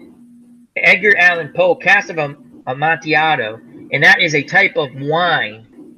And you never find out what pissed this other guy off, where he lures this other guy in with the cask. He goes, I have a cask of Amontillado. I'd like to share it with you. That's the gist of it. Great point. And that is a great Edgar Allan Poe short story. And it's kind of, you just don't know. I've always wanted to know. They'd never explain. There was an insult. They never tell you what the insult was. Maybe he didn't say hi to him, but he took care of him in the end. He was a psychopath, that other guy. So great. That is very interesting. And if anyone's ever read that, what are your thoughts on that? But yeah. Do you ever think that she's ever going to get out of there, or is she just stuck in that dungeon forever? Who's the Sand Snake's mother? What's her name? I don't ever want to see any character related to the Sand Snake again. I hope they kill her. I forgot what her name is, though. I want to say it starts with an E, but I forgot her name already. I'll tell you something. In the book, when they introduced that Dorn and stuff, at first I was like, oh, these are all new characters, right? I want to say it's in the book people would know this because they know everything. And it's cool. I never remember them. I want to say it's either the third or fourth book, whatever, when they introduced Dorn and all these new characters. And at first, I don't really care for the storyline, but I trudged through it because there's still some of the old storyline. But they did Dorn so much better in the books than they did in the show. It's like, oh, we got to throw it in. And again, if you didn't read the books, I would have rather them just kept Dorn out the way they did it in the TV show. They just did a bad job. Book 4, thank you, JD. I think you're right, OTDA. As JD says, Ilaria. Dorn was horrible plot in the show. As Chrissy from Old Stone says, Al wants Dorn blown off the map. They just did a bad job with it. I mean, the whole thing, like, the guy who ran Dorn, the uncle, right? He had that big bodyguard. And in the book, he's like this badass, right? They whacked him out in 3 seconds in the show. When they had the coup, you know? Like he was a level 1 noob. Yeah. I don't. There's. Ariel Ota, I think his name was, right? Yeah, he was a great character. And again, they haven't. And the book that's still open. I'm not going to ruin it for anyone who didn't read the book, but. Oh yeah, we're not doing spoilers. Sorry. So no, say what you want. I'm just saying. I'm not. You know what? We spoiled stuff. ID Gesture jumped in chat was hilarious. He was on. I think everybody knows everything in here anyway. Yeah. So the books, again, you could do a lot more with the books. The person I think has a possibility of winning in the book isn't even a character in the TV show, and he's a Targaryen. He's another Targaryen. So, as OTTA, I missed something. Jeff Stanton has joined us in the chat. Oh, Jeff. Behave, Jeff. Oh, Jeff. What is that guy? Oh, Prince Duran. Yeah. I was sitting there trying to figure out like that guy's name that just sits in the chair. Yeah, he's the one who has the bad legs and stuff. So yeah, that was poorly done. I agree. Young Griff, Bubba Husky. That's who my opinion, that he has an outside shot of winning. That's a great character. They don't have him in the show. I like Young Griff. Thank you, Bubba Husky. JD says, I wasn't paying attention. That's okay. You get those people now and then. I mean, he was polite. He was a polite one, I guess. Moni G's entered the check out. Thank you, AU Pack Mule. So, again, AU Pack Mule, it's all wish him well. He's battling bees in his house. Bad bees, not fun bees. Bad bees. Yellow Jacket. I wish we had more of that actor, though, because when I saw him in Gotham, I was kind of worried, like, was he going to be a good actor for Ra's al Ghul? But he did a fantastic job there. In Game of Thrones, they just killed him off the next time we see him. Yeah, the Dorne storyline, it was there, done, gone. I mean, in a way, I was happy about that on the show because I hated the Sand Snakes. I hated them. I hate them. Let me tell you one more time. I hate them. So, it just was not, as AU Pac-Man says, he's got the nest. Bravo, AU. Bravo. He has wiped out the intruder. Oh, yeah. Good job, AU. Congratulations. Did you get them all with a vacuum cleaner? Hello, Matt. How are you? But, I don't know. I guess that's one of the few failures on Game of Thrones. The Dorne, on the show. The Dorne. I haven't heard a lot of folks going, boy, I really love those Dorne scenes. They're not good. You know, so I haven't heard that a lot. I haven't read all the books, but even like Dorne's plot, that was not my favorite part of the show. It's like it happened, but it's like that's not one of your memorable moments within a season. Right. And okay, so you didn't read that part in the books yet, but why didn't you like it? And I know exactly what you're going to say, but I'm just curious, or I believe I know what you're going to say. Why? What made Dorne such a when he came up on the show? Well, one, you introduced like the Sand Snakes, and I don't know if it was book readers were just hyping it up, but when you actually see them on screen, it's like, okay, that's what they did. That's what they're infamous. Who was it? Was it Phil or Johnny Indie Boots, or maybe both, or maybe it was you? Remember they called them the Mutant Ninja Turtles? Someone called them. I can't remember who did. I started laughing. It's just horrible. As Matt says, he's doing great. So that's always good to hear. We like our good friends in the chat. Dorne was awful. It should have been that bad. One of the characters I wish that they did bring into the book is Bubba Husky reminded me is Young Griff. I like that character. He was a great character in the book. And don't want to spoil anything, but he's my dark horse of winning the whole thing in the book. They kind of, I'm trying to think if they combine that with anybody. I haven't figured out if they've kind of put that with the blonde-headed chick who Dawg Sidious likes, the dragon. God, Khaleesi. The Khaleesi. Not my favorite character, but she's a good underdog story, but that's not who I'm rooting for to sit on the Iron Throne. Well, I was rooting for Stannis, but he's not going to be there. We know he's dead. Stannis. No, he's still alive in the bad book, writing. so. Yes, it is. About Doran. I'm sorry, Broke. I was reading it. I'm sorry. When do you get he's still alive in the book story in the books, may I ask? I've only read the first book, so. Oh, you know what? You like Lord of the Rings, right, Dog? One of your favorite books? A little bit. Yeah, a little bit. We talked about that. If you the Game of Thrones books, marvelous. I enjoyed them. I guess there's 2 more again. We talk about. I just want the guy to finish the books. And yes, you're right, Broke. In the book, Stannis is still with us, and I hope. And Felicia, if she was in the chat, she could explain it better. But last week she said they never said the daughter's gonna go. They said that, right? They got rid of Stannis' daughter, and I hate that scene. But they never. She said maybe in the book. It's not Stannis who orders it. It's done behind his back by Melisandre. And if they went that way, I still hate the scene. But it's not Stannis saying, that was, I hate... The scene when Stannis goes to see his daughter when they're camped out waiting to fight Ramsay and try to retake Winterfell. And he goes, you would do anything to help me, right? And I was like, say no, say no, say no. I love your dad, but he's gone nuts. Say no. And she's like, I would do anything, Father. I'm like, oh, God. Here it comes. I hate that scene. I almost quit the show because of that.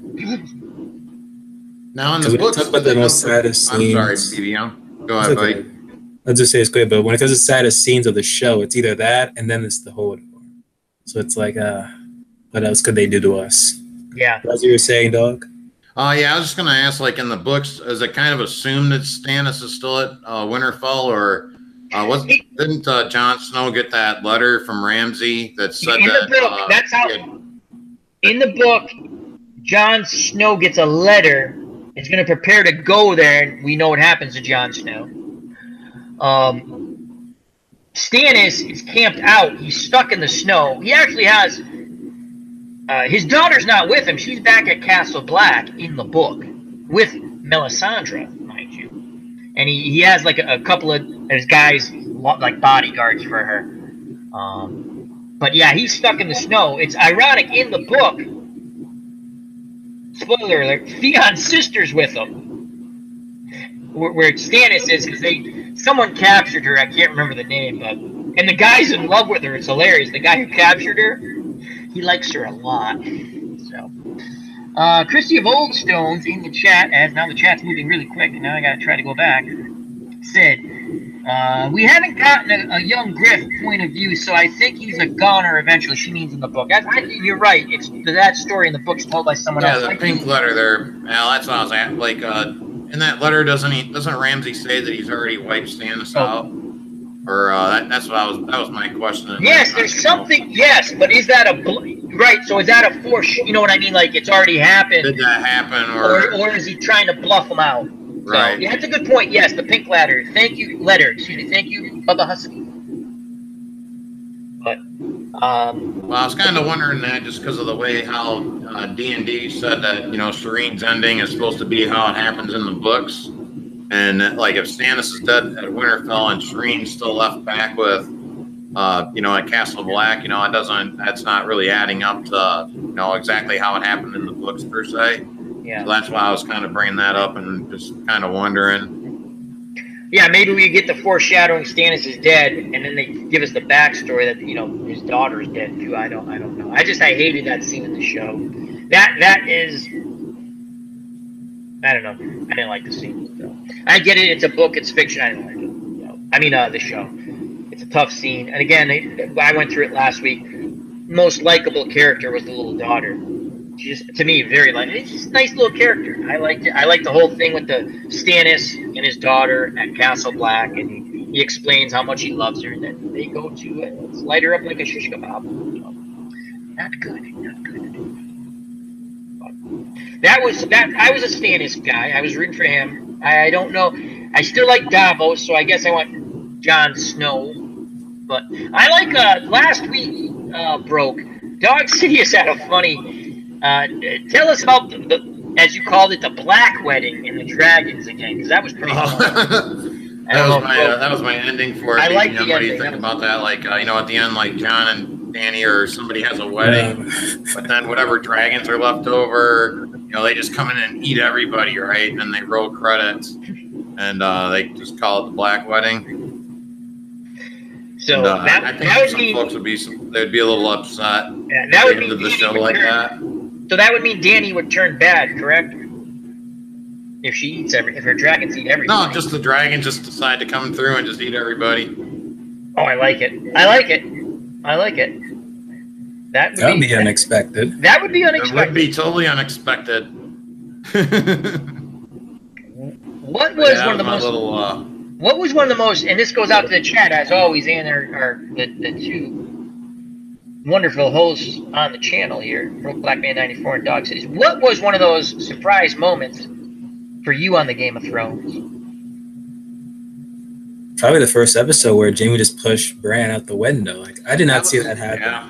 That's funny because I was going to say the same thing because that was wow, especially when he grabbed him at first and what was the line? The things you do for love or something like that. And he just pushes the kid out the window. That's where I was going. That's funny. How about the chat? Well, what's one of your most surprising moments? And that's a great one because again, that's the first season. I had not read the books yet, so I didn't know that was coming. So there's not too many surprises with me because I've read the books. Another fun moment for people who didn't read the books, I think was a surprise moment for them. I'm just going to guess is when Oberyn, and I think I remembered the name, Oberyn's fighting the Mountain, and the Mountain pops his head. When people are like, oh, Oberyn's going to win, I'm like, yeah, he's not going to win because I read it in the book. I think that surprised a lot of non-book readers. That's another one. Because I thought that, Tyrion was going to at least, his champion, Oberyn, was going to actually win. Ooh. And then so he can leave. But then Oberyn dies. I was like, okay, so is he going to die? Alan in the chat comes up with a good one. Beric versus the Hound, Beric being resurrected. That was an oh wow moment. Alan also says Jamie pushing Bran out the window. Oh, Bubba Husky, here's a good one. He says when the guy who had the beard, he was one of Ramsay's guys or Bruce Bolton's guys. He chopped off Jamie's hand. Oh, wow! That was in the show. Even though I knew that was coming, that was still a wow moment. In the book, it was definitely a wow moment. Ned's death is Chrissy of Old. I used to know his name, but I forgot it now. Locke. Mary B says Locke. I believe that's the name of the guy. Locke. Locke, she spells it. Oh, Alan says the Shadow Baby. That was a bit creepy. Because before then, I didn't even know what Melisandre could be able to do. And then when she does that, I'm like, okay, so we should be fearing her. So what she says is true. That's probably my most hated character is her. I hate her. I mean, I hate other characters, but yeah, I really... Chrissy of Oldstein says, Cersei blowing up the scepter. You know what? You're right, because once there was everyone in there and she didn't show up and we knew you kind of get that... Because they sent... Who did they send to go take a look? One of the religious dudes went to go look. And that's a good one. Lighten up the... excuse me. Someone else. That's a good one. Good one, Chris. Even though it was Sean Bean, but... I kind of expected him. I thought he was heading to the wall, basically, with Jon Snow or something, and they could talk about his mother like he had promised or whatever. But that's what Christy said. Was going to happen, and then nope, that's not what happened. No. Now they did have the discussion. Was it the spider who went down there and say, we'll convince her you'll take the black and you'll go to the wall. Yeah, Vargas, yeah. Okay. And then again, that's a really good. You're right, because we probably think that's what was going to happen. And again, I go back to that still shot. I never even picked up on that watching the show. I've seen that episode a few times. It's the still shot where I've seen it online or wherever, where she's like, "What are you doing?" And they chop his head off. And Moni G brought up an interesting little theory that she just threw out there last week. What if Ned warged at the very end? And then Bubba Husky, I saw it later when I was rewatching the show. That was shocking, Mary B, by the way. Oh, Mary B says, Yeah. Jamie ostracizing Tyrion with going for the rich using a Robb Stark strategy. Right. She outsmarted, Jamie outsmarted Tyrion. Didn't see that coming. True. That's a good. Oh, what about another? Here's a great moment when Tyrion kills his girlfriend and his dad. That was another shocking moment. Again, do you think that his girlfriend was a plant all along? Because she hooked up with Tywin pretty quick. Have you guys ever talked about that? Do you think she was a plant? I heard of that theory before, saying like she was like, was she a sandstick or something? Like they said it could have been, and she was just planted there so she can kill Tywin. Or that? See, my thought was Tywin planted her just so he could get his. He hates Tyrion, and this was his way of getting Tyrion. That was just my thought. And when Tyrion ever shows up to kill his dad, and she's there, and she goes, "Oh, my tiger," like whatever, my lion. She used the same line, I think, or she said, "Come back to bed." And when he ever chokes her out, and at the end she's dead, she's like, "Oh," and he's like, "I'm sorry." And then he hears Tywin. That was another. So many good moments there.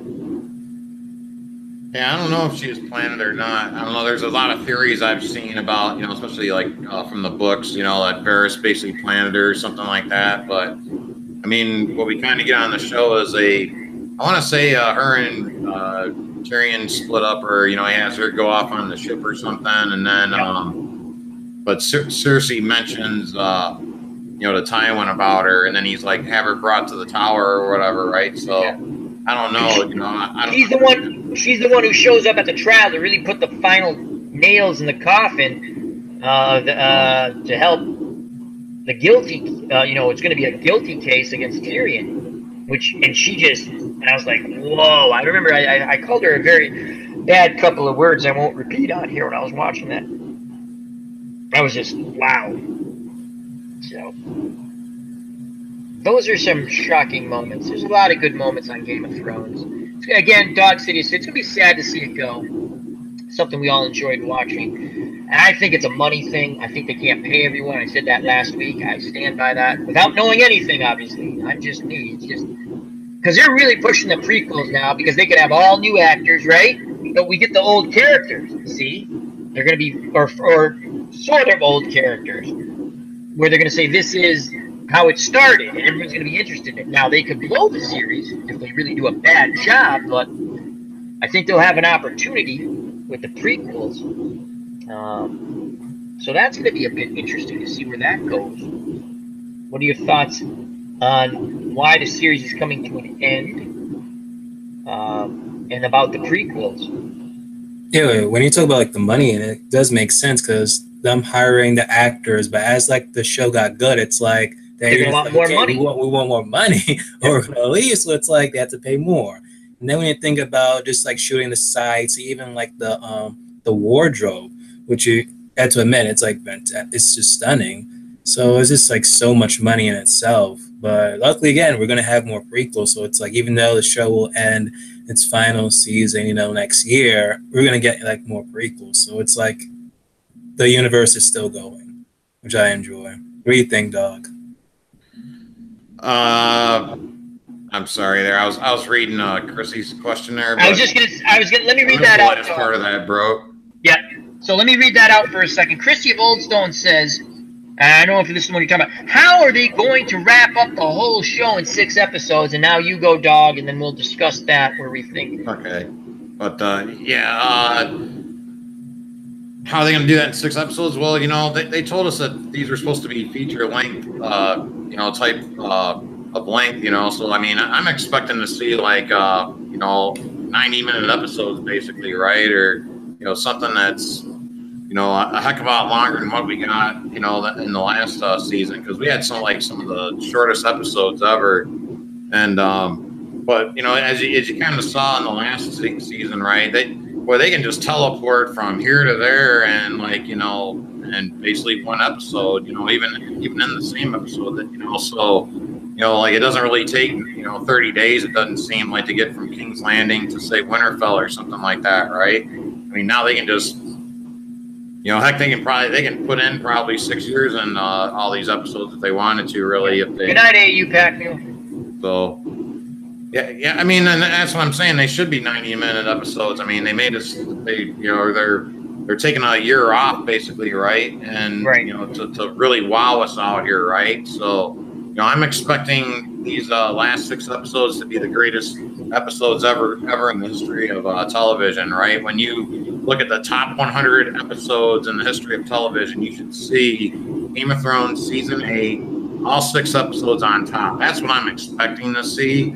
I'm expecting to see Emmy Award, awards, breaking records and that kind of stuff. Having the most nominations, most awards. From all the trash talking that they've been talking, basically, right? So, yeah. They took a year off and to try to wow us, and let's put up or shut up, basically, right? Hello, Blade. Hope all is well. We talked about this last week too, but I'm in agreement once again with you, Dog. I mean, obviously they have the end game. We don't know yet. They have it thought out, so we know there's going to be an end game. So, Broke, how do you feel about how they're going to end this in 6 episodes? How they're going to end it? I feel like Dany's going to die.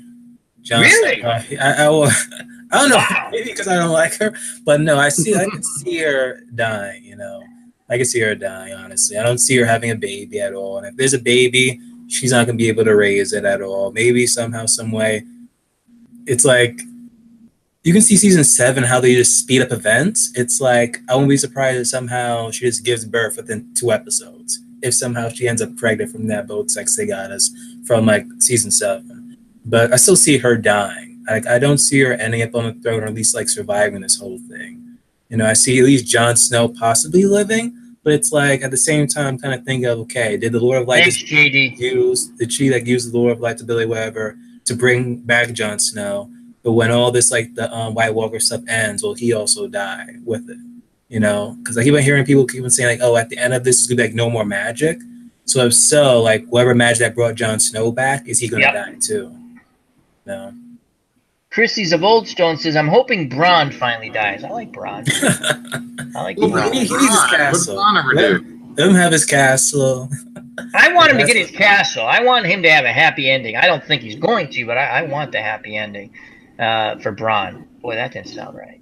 But I think, I think Jon Snow's going to sit on the Iron Throne. So, not only now they've finally gone back and proved that he is the heir, or whatever, right? Yep. But he's earned it all the way through. He went from being a bastard to, being in the Night's Watch, right? He had to earn his way all the way through. I mean, to the point to where they named him King in the North and things like that. Not only is he he's not only is it his blood right, but he's basically earned it as well. So, I think that's where his ending's gonna wind up. Now, is Dany going to make it to that end? I hope so. I hope it's kind of like the end of that. But only really one person can sit on the throne, right? But right. I think really what's going to happen at the end, I think we're going to see a whole bunch of dragon eggs really by the end of it, and like a rebirth of the Targaryen Empire. Yeah, if somebody's going to find a slew of about 100 dragon eggs or something like that by the end of it, and then they'll just leave it at that. That's what I hope for at the end, anyway. Mary B in the chat says, Jon does not seem to have the will to live. That's an interesting point. I never thought of that.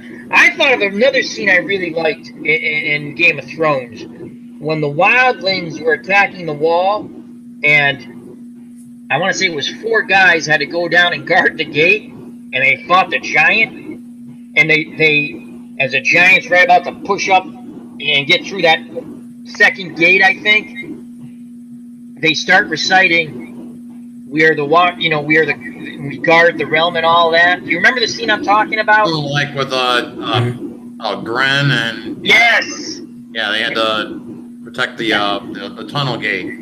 Yes, that last week we were talking about scenes we liked. That just popped in my head now. That is a great scene. The whole, they're reciting their vow, they're defending the wall, and you don't see the battle, but you go down there and the giant's dead, they're dead, and I want to say it was Torment says I would have liked, or in the book, I might be getting mixed up with the book and the show. Someone says I would have liked to see that battle. Between in the book, it's the blacksmith who has one arm who goes down there with a couple of guys, and he fights him with his hammer. Again, they don't. You get the after, he kills them. They kill each other because they're both dead down there. But there are a lot of good scenes when the wildlings attack the wall. A lot of good scenes there. Well, I thought it was funny how, like, when John and Mance had their parlay after that, and they're having the drink, and like you see Mance is so upset because like this giant, was off this bloodline of ancient history or whatever, right? And then John just like Gren came from a farm, and then they both just sad about it. Like, did all that stuff really matter in the end? They both gave up their lives basically, and I love that little how that ended. How John and Mance had their parlay at the end of that. Yeah. But yeah, that is a great scene. Moni G says she hopes that the throne melts. That's interesting. It might. And Alan Vanderson is pondering, does he need a warhammer? He knows he's a Baratheon at heart. But I hope these next 6 episodes, again, I hope they're 90-minute episodes, like true 90-minute episodes. I hope they're not filler like what I mean by filler. We talked about this last week, where they give you 10 minutes, or what I call 10, it seems like 10 minutes, of here the show is coming up on HBO. Exactly. And then they give you 10 minutes at the end, or 8 to 10 minutes, whatever, 5, 8, 10 minutes, whatever it is. It seems way too much of, let's roll credits, let's let the music play, and then let's tell you what's coming up. And then after they go back to the beginning of the show, after they give you what's coming up on HBO, now we get the music. We all love the music, but that's another couple of minutes. I want to see the show. And I hope they're great 6 episodes. I don't know who's going to... I put my money on the Night King. I don't think he's going to win on it. It'd be interesting if he does win. As Matt gives a Warhammer to Alan in the chat. That's awesome. If he wins, I won't be that upset, though, just because it's Game of Thrones, and you kind of expect something like that to happen, right? I mean, it's, But, no, I don't think he's going to win. I just want something that's, like, not predictable. If they give us an ending that no one has ever thought of, I'll be excited. All right. Let me read Chrissy's thing. That's a great... point there. And then what would be an unpredictable ending? Chrissy Oldstone says, I wish Patchface was on the show, but they probably would have done a horrible job with him. I know they could add up some characters we all liked, so.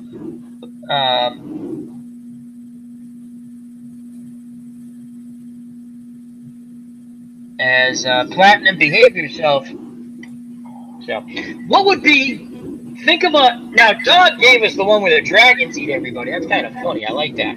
Well, what would be Blackman 94, a.k.a. David was saying, what would be, again, obviously an ending we wouldn't expect, but what would be something that you could come up with? I'm going to think of something. I don't know if I will. An ending that's unexpected. I'm trying to think of one now. No one, even like Dawg said it. I don't know if he was joking about it though, but yeah, like Night King winning, been like that would be truly unexpected. because we're expected for him to die, you know, through Jon Snow and Dany teaming up. But if he actually wins, or if they actually just team up with him to fight an even greater evil, that would be something even crazy, like out of nowhere. But it's like they can't just like introduce like a new big bad or something like out of nowhere this whole time. But just like seeing like this whole time, like the Night King like wasn't evil, and he was trying to stop something else would be interesting. Like Bran, this whole time, he was like the real reason why they were just doing everything. So do you think Bran's with the Night King? We talked about that last week. Yeah, it kind of seemed like they kind of like some type of like Flash situation. Like it's like him doing it all. That's how I see it. Maybe there's that great big blue-eyed giant named Matumbo. They might do that ending too. They could do that, and then you'd be like, "Whoa!" What was that? I'm sorry, Dawg. I was looking at the chat for a second. Now they talked about that great big blue-eyed giant named Matumbo. I think his name was. Okay. Old man story. They might do that or something, but yeah, I think the most shocking, I guess, like ending I would would be like hopefully they find like a whole bunch of dragon eggs at the end. That's what my hope is. These can't be the end of the dragon. These can't be the last ones. I think I was hoping dragons in the wall. That's what I wanted. Like when the wall was coming down, I thought that type like a dragon was gonna come out. That didn't happen. What about this? What if Cersei wins? Yeah, that would be unexpected. That's unexpected. I would be happy. I know you'd be happy. What if it comes down to like either Cersei and like just say for instance hypothetically Cersei and Tyrion, they have an opportunity to either save one or the other's life, basically, right? Would they do it?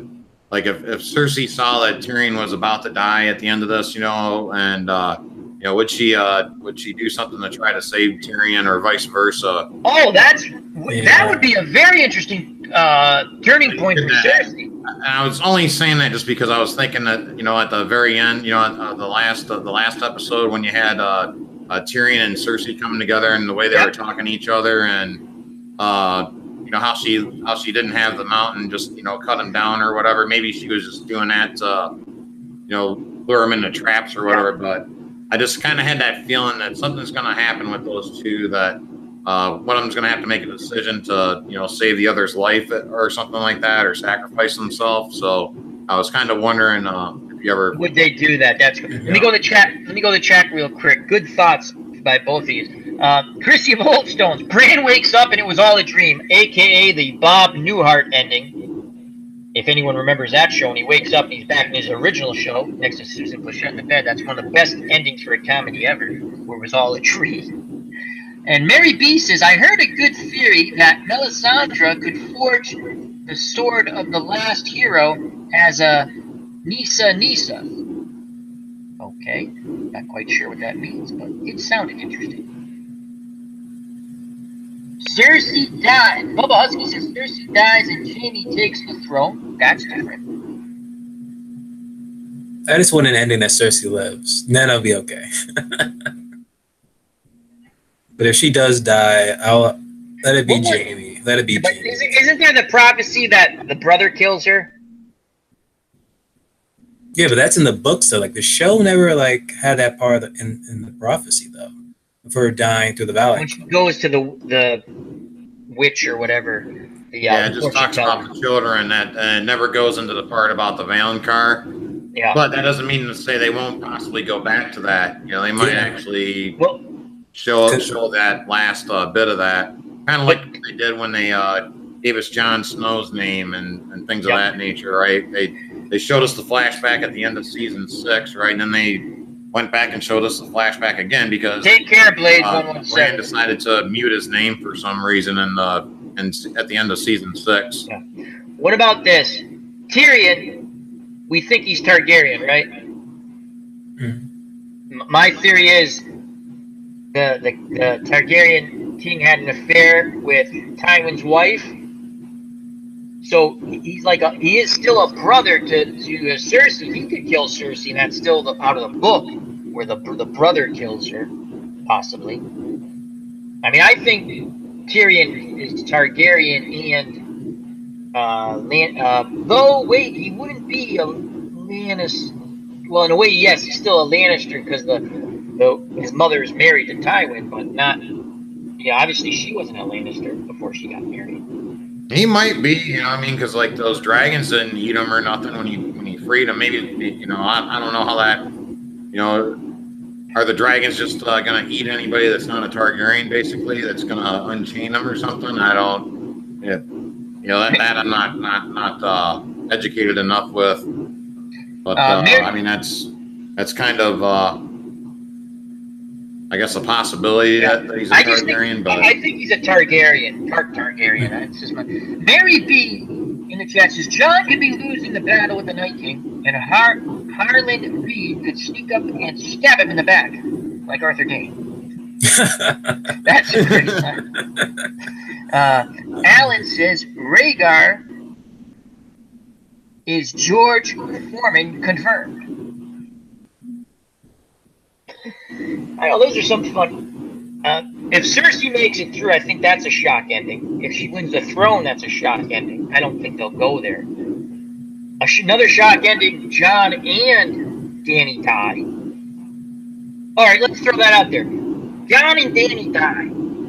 Who's on the throne? Is it Cersei? Or it's the last person standing, right? I wouldn't be surprised if it's Sansa. But it's like you need a Stark in Winterfell, so it's like Sansa has to stay there because you know Arya's not going to take it. She doesn't want to be a lady. That's the whole thing. She doesn't want to be a lady. So it's like I don't know unless like Bran is like you know Lord of Winterfell, but he keeps on saying he's the three-eyed raven. Yeah. Might be Tyrion Targaryen, like you were saying. So. Why did Cersei get the throne? Why didn't it go to Tyrion? Even, you know, I mean, Tyrion's a hand of the like enemy of the state, enemy combatant. He's at war with the. Yeah, like say Cersei died, does Jaime get it then, or I don't know.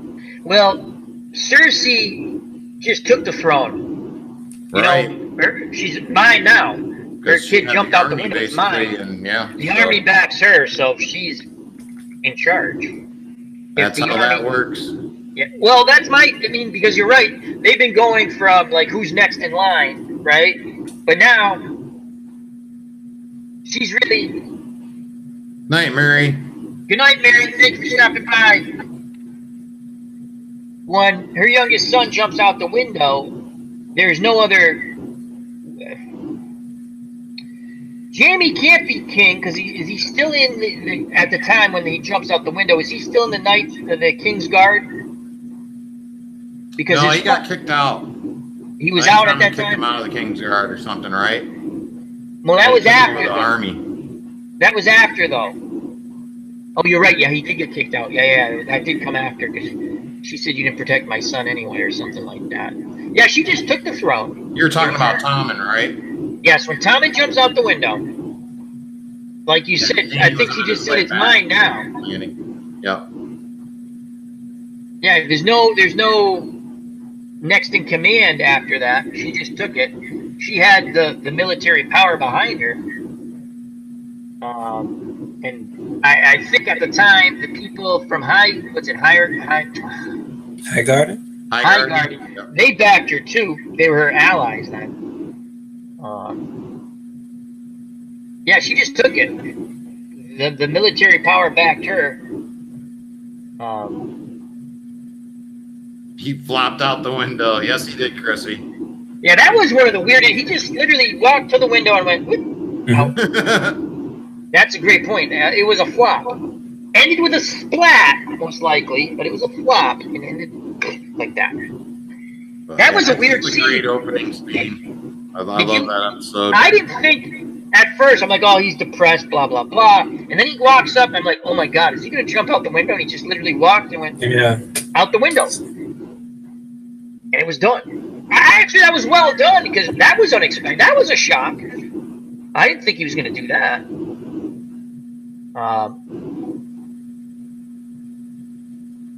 I don't know if Dany and Jon die, and again, I doubt they're both going to die.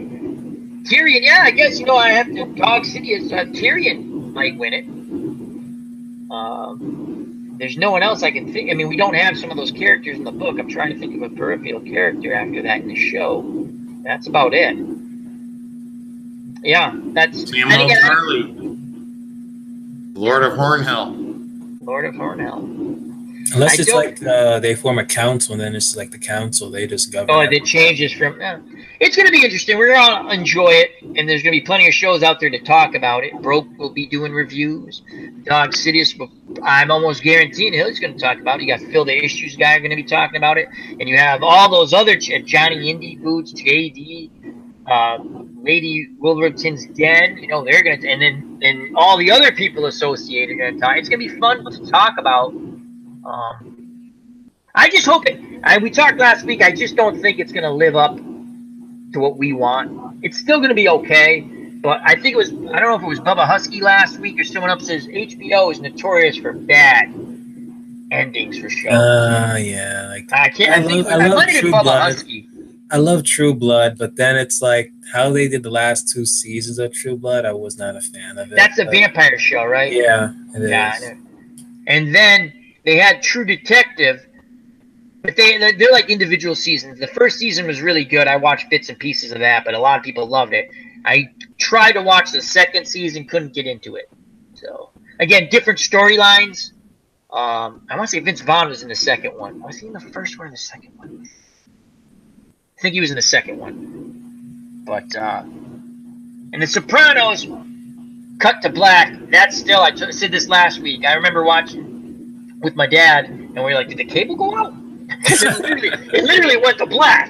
And then I'm sitting there going, "Well, if someone got shot, my theory is someone shot Tony because we were seeing everything from his perspective when he's in that diner and he's watching. They did it really well. Like the last, it's really slow. There's music playing, and I'm thinking to myself, well, if you got shot, you go to black. You don't see anything. That's just they never explained it, but I think there are so many people frantically calling their cable. What the hell? My cable went out. How did the show end? You know. I hope we're not disappointed. That's all. I hope Imagine that happened to Game of Thrones. It just cuts to black. I jokingly said that. Yeah, it'd be the Black Wedding, man. Because he had said, Dawg Sidious had said the Black Wedding, and I jokingly said, yeah, it's going to cut the black. And the dragons eat everybody. That would piss off a ton of people. Bubba Husky says Vince Vaughn was in season 2. And then Bubba Husky says Tomlin looked like Ric Flair when he falls on his face. LOL. Yeah, he said. It'll be bad if there'll be one scene where like almost everyone is dying, and then next thing you know, it transitions to Bran waking up after the fall. And Christy of Oldstone said something where someone wakes up. I didn't think of that. I think she did say it. I've jokingly said with The Walking Dead, it's going to be a dream sequence where Rick wakes up out of a coma and they do the Wizard of Oz. Again, it's a joke. It's a joke. But it'd be funny. It would piss off a ton of people, but it'd be funny. Where he wakes up out of the coma. I'm basically robbing Bob Newhart's when he had the second show where he wakes up out of the coma and then he does the whole Wizard of Oz thing when Dorothy wakes up. He says, and you were there? And you were there. And you look at Shane and go, and you were having an affair with my wife. Right? And Shane would go, no, I wasn't having an affair. And that would really... That's crazy. That'd be a funny... I mean, they won't end it that way, but yeah, that'd be a goofy, funny ending, and everyone would hate the show forever and ever. But I'm hoping it's going to be a good ending. I just think they're rushing it at the end. I think, again, it's a money thing. They can't re-sign people. I bet you their contract's coming up. And I said, let's finish this thing. Because we said it last week. Other people probably have thought it or said it. This is HBO's most successful show, I believe. Next to The Sopranos. It probably surpasses The Sopranos, maybe. I don't know the numbers, but The Sopranos, Game of Thrones. And there's other good shows. I've not got into Westworld. That's not I like watching, as I stated last week, I love watching Broke Black Man 94, AU Pack Mule, Johnny Indie Boots, Phil the Issues Guy, and other people talk about it. That's how I follow the show. I think Dawg and I are in agreement last week. I tried to watch it. I'm not into it. But I do enjoy watching people talk about it in the banter back and forth. Yeah, I gotta watch BBM's run down another show, or else I'll be asleep. Yeah, Well, we know your love for it. We know your rundown. love for it. What's that, buddy? I know your love for Westworld. I hear it all the time. As Bubba Husky says about me with a joke about Rick waking up saying, and you were having an affair with my wife. Bubba Husky says, I think he's playing the Shane part. You're just being paranoid, Rick, or the Lori part.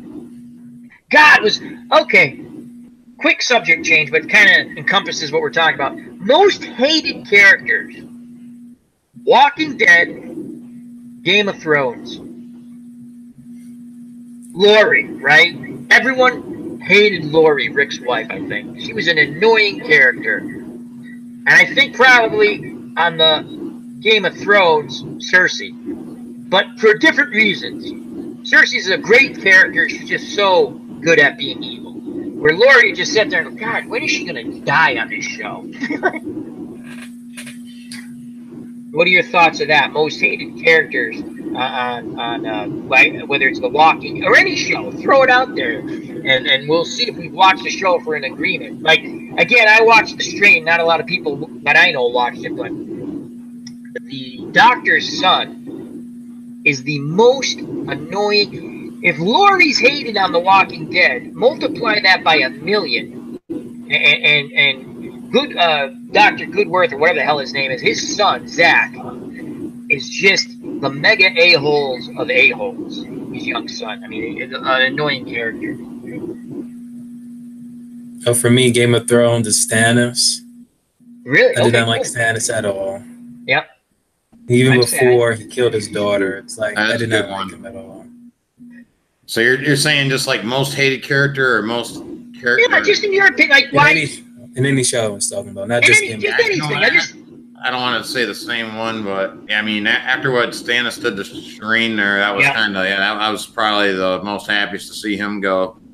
But yeah, other than that, yeah, Joffrey. But even when Joffrey Matt said that in the chat. That's a good one. I didn't even think, Ramsay, right? So, I mean, I was really happy to see Ramsay go, though, too. But yeah, you know, Stannis is the worst as far as I'm concerned because, yeah, what he did to Shireen there, yeah, and then watching him go was fine. Alan's not happy with you, Broke.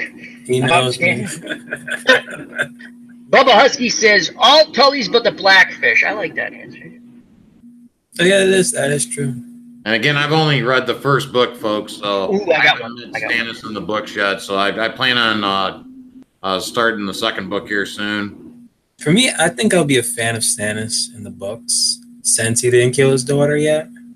Or since from what I got from Al earlier, like he doesn't see it happening, so it's like I hope being a fan. That's just me. I see. What about how about this hated character on Game of Thrones?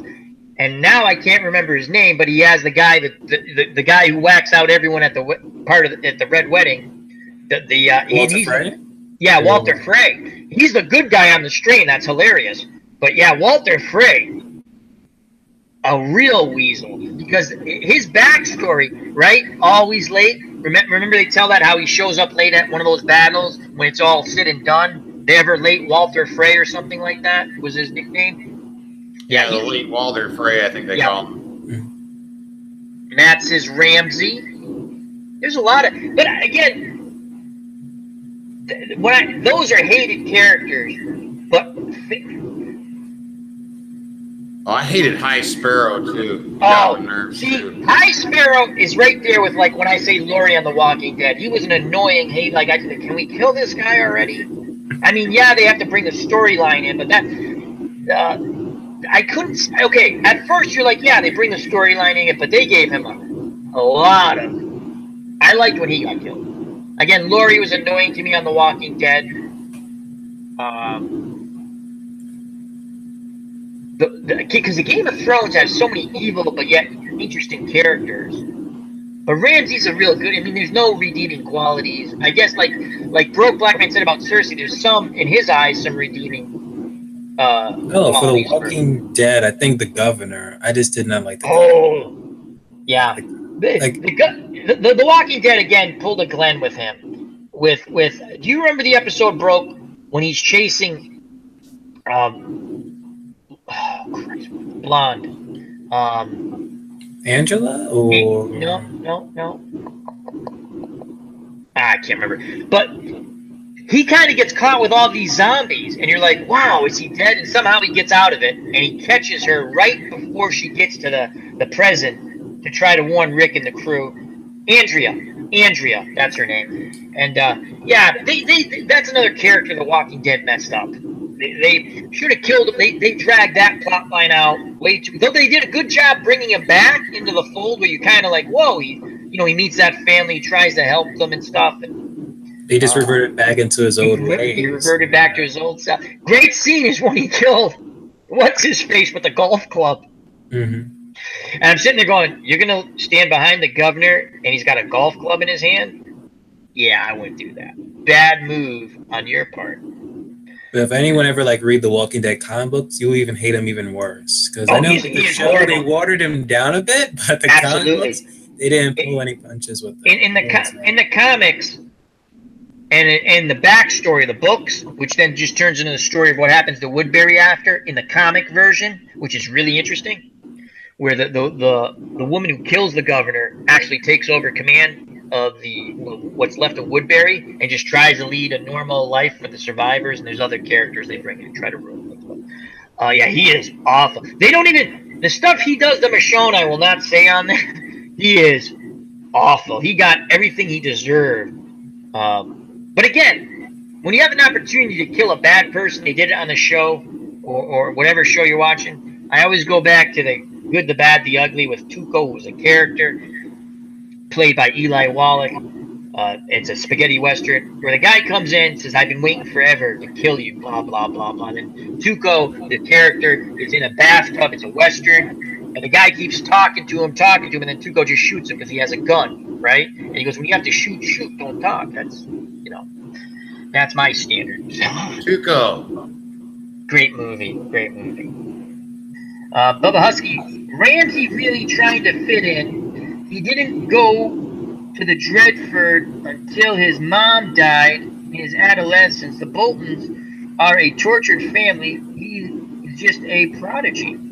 As we might have a Ramsey fan in Bubba Husky. And if you've ever watched Phil the Issues Guy, and you should, there were so many, and Broke Black Man will tell you, there was a lot of love for Ramsey. Oh, yes, I know Timo. Oh, my God. That's one of her favorite characters. Timo loved Ramsey, and if Timo was watching this at some point, I hope all is well with you. I haven't seen her in a chat in a while. I just hope everything. He's like a psychotic Eddie Haskell or something from Leave It That is one of the best. That is one of the best descriptions. Again, if you don't know Leave It to Beaver, they're not, but that's awesome. A psychotic Eddie Haskell. That is hilarious. That's a great point. That's funny. Now I can see Eddie. Now I'm going to envision that. Eddie Haskell playing Ramsey. It's kind of funny. That's a little before your time there, BBM. Oh, yeah.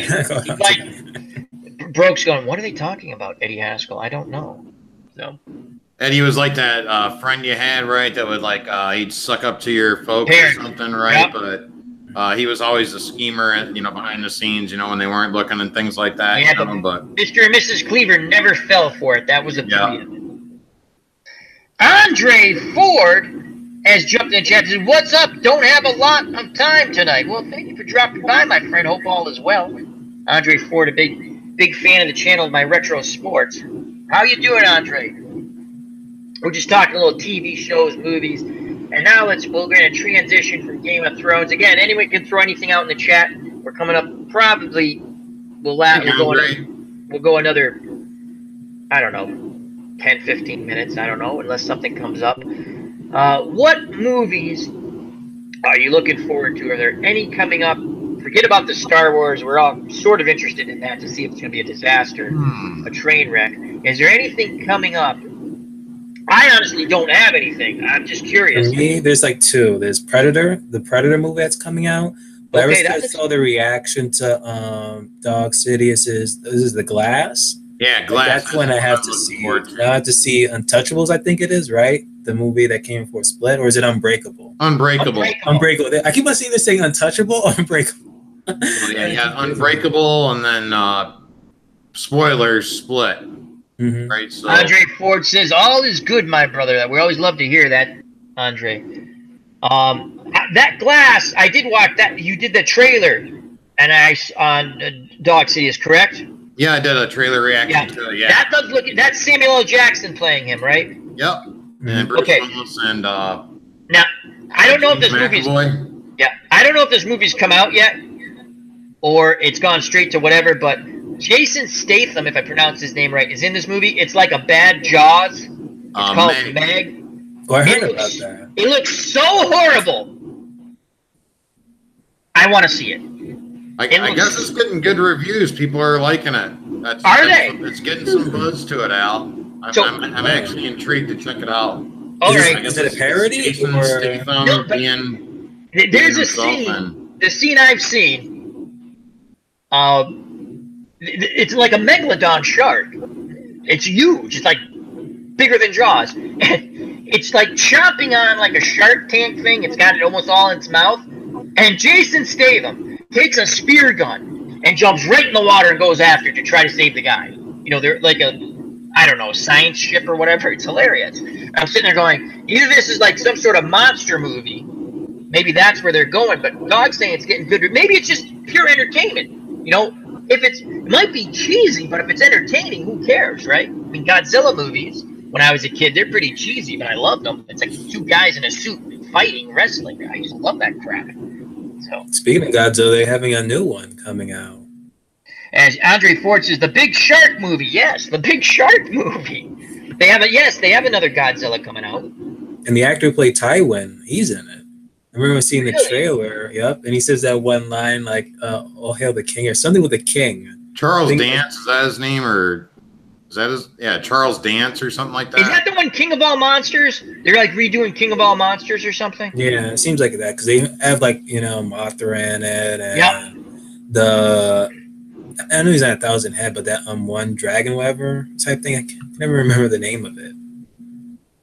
Like that's in it. Like it's so interesting. Alan Chat says, "New Ant-Man is good. I'm probably biased because I'm a Marvel fan." Yeah, I haven't seen that one yet. Normally, I'll be able to watch like the superhero movies like the moment they come out that night, but that one I have not seen yet. Now, do you guys? I know Dawg Sidious is a big movie fan. I know you are, Broke Black Man 94. Do you enjoy still going to the movies, or did you like to watch it at home? There's something to be said, like when I do go to the movies still on occasions, like I liked going to see some of the new Planet of the Apes movies at the movie theater just for the whole reaction, because there actually were people in the theater to watch. There's something about doing that. Again, I like to watch them at home on certain apps sometimes too. That's always fun. And out to the chat, do you guys still like going to the movies, or you prefer watching at home? For me, going to the movies, And JD. Okay, you guys keep it going. JD wants to join in. That's awesome. Mm-hmm. How did I do? Oh yeah, I remember now. I was answering Chrissy's question, or she was talking about Unbreakable. But yeah, it is a little outdated, I guess. Yeah, it is a little slower, But yeah, the ending is classic, of course. But that's where I'm a little different than most folks anymore. It seems like like I liked Unbreakable, but I didn't really care for Split. Whereas a lot of folks like Split.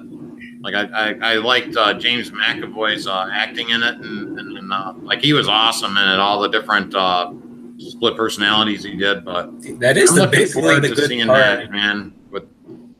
What's that, BBM? That pretty much was the good part of Split. It was pretty much his portrayal of the personalities and just the mystery of, okay, is the beast real, or is he just like losing it and it actually is real? So I'm like, okay.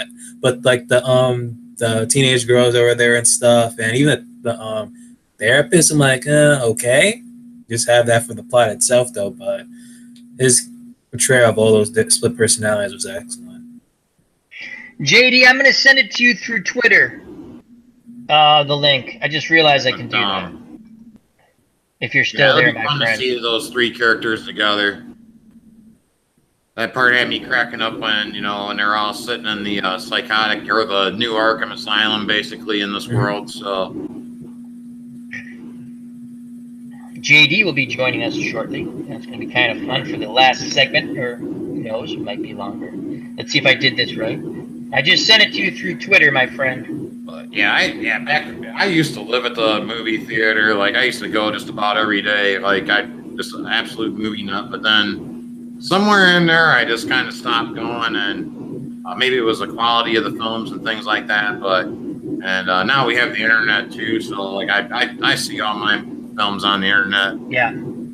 For me, I just love it. Like when you go to like movies, especially when it comes to either Star Wars, and not much of Star Wars today though, but even the Marvel movies and stuff, or just like series where it's just like a whole movie trilogy. Excuse me, I'm sorry. Movie trilogy where you're around with the fans of it, and you're not just by yourself, and you can feel that energy of like the energy. That's what I meant. That's when I went to. I'm a big Planet of the Apes fan, and when I went to see the ones that the new trilogy of movies they're doing, it was so much fun to see with a bunch of Planet of the Apes. Andre Ford in the chat says not a big movie goer, but weren't they supposed to do another Cloverfield movie? They did the one with John Goodman. Is that the same movie? Cloverfield Lane, I think. Yeah. Like that.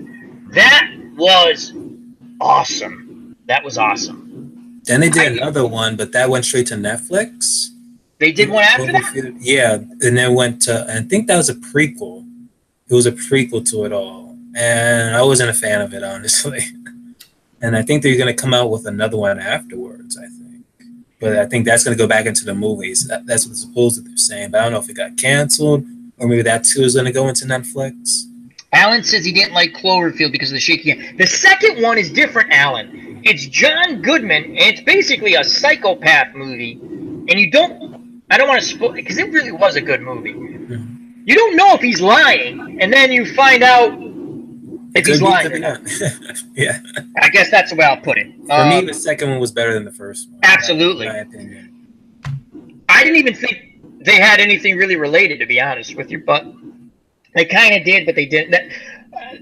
Outstanding movie. And I'm just going to tell you something. If you're with a psychopath and you realize the person's a psychopath, just lie for a while to keep them on your side until you can get the hell out of there. That's all I'm saying. The truth will not set you free. It will set you free of your life.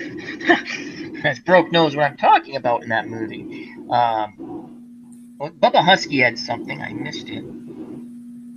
He said, Tinker Tailor Soldier Spy he liked. It was sort of slow, but he enjoyed it. I've heard of that movie.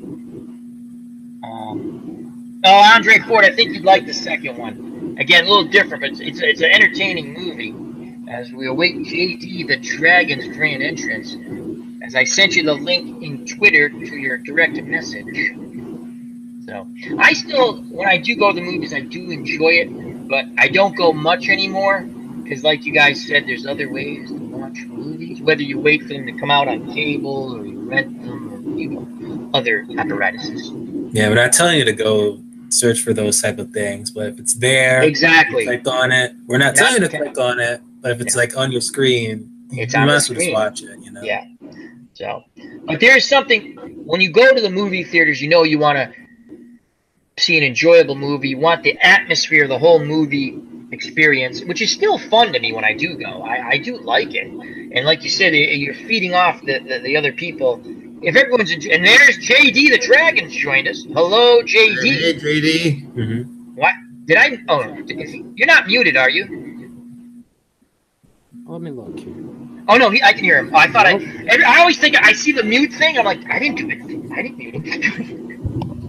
So JD, you gotta check out his channel. And before JD, give us a little update on your channel with the UFC, and you got Madden coming up amongst other things. And how's your book going? Let's see here. One, the UFC, I'm gonna have to change the way I stream it because I got hit with a copyright notice the other day. So, are you getting hit with the cutscenes or the music? Did they say music? Okay, yeah. Music. Can you turn what I've done, because cutscenes are what I get hit with once in a while. Every once in a while I stream like zombie games, and what I do is you could go in options usually and just put like the volume all the way down for any type of music, and then I have to avoid, like if you do Call of Duty, my God, if a cutscene is shown, God forbid I have 30 people watching one of my crappy zombie videos that I like doing, right? I'm like, really? A copyright hit? I show 3 seconds of a cutscene, you know? And then you're going to do some Madden too, right? Yeah, I'm going to do some Madden. I'm going to do a my career and then do a Madden that way. Cool. Mass Effect one going. That one's a lot of fun. I like the Dwarves game you had. That was fun. Yeah. Yeah, I will. I'll get the Dwarves game going again. I'm gonna buy it on my PlayStation, so it's not so clunky. And what I'll do is I'll just catch to the same spot I ended at. Yep. And just continue from there. What I like so I don't about have to redo it all. What I like about JD and when Dawg Sidious or even when Broke Black Man streams games, they're very interactive with the chat, and I think that's a lot of fun. And they're fun to watch. And JD, excuse me, I'm sorry. He played. I don't know the name. It's a dwarf game. And what he did was it's called the Dwarves. The Dwarves. Thank you. And you had choices very similar to like the Telltale games. And he asked the chat, which way do you want to go? It was kind of fun. It's like you're involved, and I these are channels I all like. JD's channel, Dawg Sidious, and Broke Black Man 94, all great channels, all fun channels. And how goes the book and the editing? You had someone helping you with that. If I may ask. The book's still in editing. It's just a wait game right now. You know, hang out and find out. I mean, it's 31 chapters, and they're anywhere between 3,000 to 4,000, 3,000 to 6,000 words per chapter. It's going to be a little while before she's done. And also, if you're not familiar with JD, he has another. I call it an audio book. It's on YouTube. It's the Politician Murders, correct? Yes, sir. I'm working on that one. I'm kind of stuck where I'm wanting to go right now, so I kind of backed out for that one for a minute. Well, that was a lot of fun stuff. But I'll get back to it. And I got a sneak preview of a Western that he might do. I like that one, too. I like that one. Yeah, I like the Western's a lot of fun. Yeah. So, again, fun channel. What? Because you're on live, and I get to talk to you as opposed to typing. When did you realize you like to write? Because I think that's such a cool thing when people can write. I tried. I can't do it. What was that? When did you realize you liked to, write? Like you wanted to write, you enjoyed writing stories, telling stories. When did I figure that? I've always liked writing since I was a kid, but lately it's just been more. So I've just you've done like different. The three things that you've done. You've done the fantasy realm, medieval, the one that you're going to be. It's in editing now. You've done a Western, and you've done a suspense. Those are like three different genres. And again, Alan must have also got some of the Western because he said the Western was awesome. It was. I was able to read the beginning, the prologue. I think, and then like a chapter. I think it was two chapters or three. I can't remember. But it's a great storyline. But there are three different genres, and to me, not because I like you, I think you did them well, all of them. So I appreciate that. I hats off to you.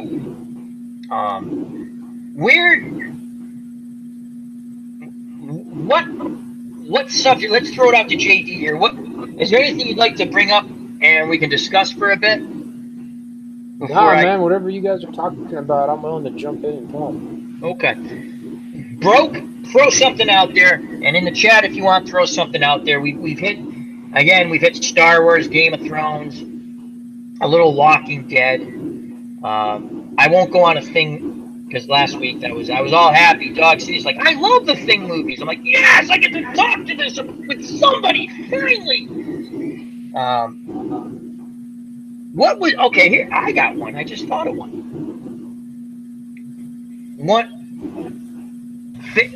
What's one of your favorite comedies, movie, that you get that belly laugh, like that heart attack laugh? Oh, man. For me, probably Coming to America with Eddie Murphy. Eddie Murphy, Arsenio Hall. Very funny movie. That Eddie Murphy, the barbershop scenes, okay, where Eddie Murphy and Arsenio Hall are playing characters in the barbershop, all older characters. My dad is a barber. I can so relate to that scene when you just have people in a barbershop talking about stuff, and it's so well done. Another Eddie Murphy always had funny movies to me. The remake of the Jerry Lewis movie, and now I forgot the freaking name. Nutty Professor? Yes, thank you. The scene where they're around the dinner table. If you come from any type of big family, we would have dinner with your family, regardless of your ethnicity.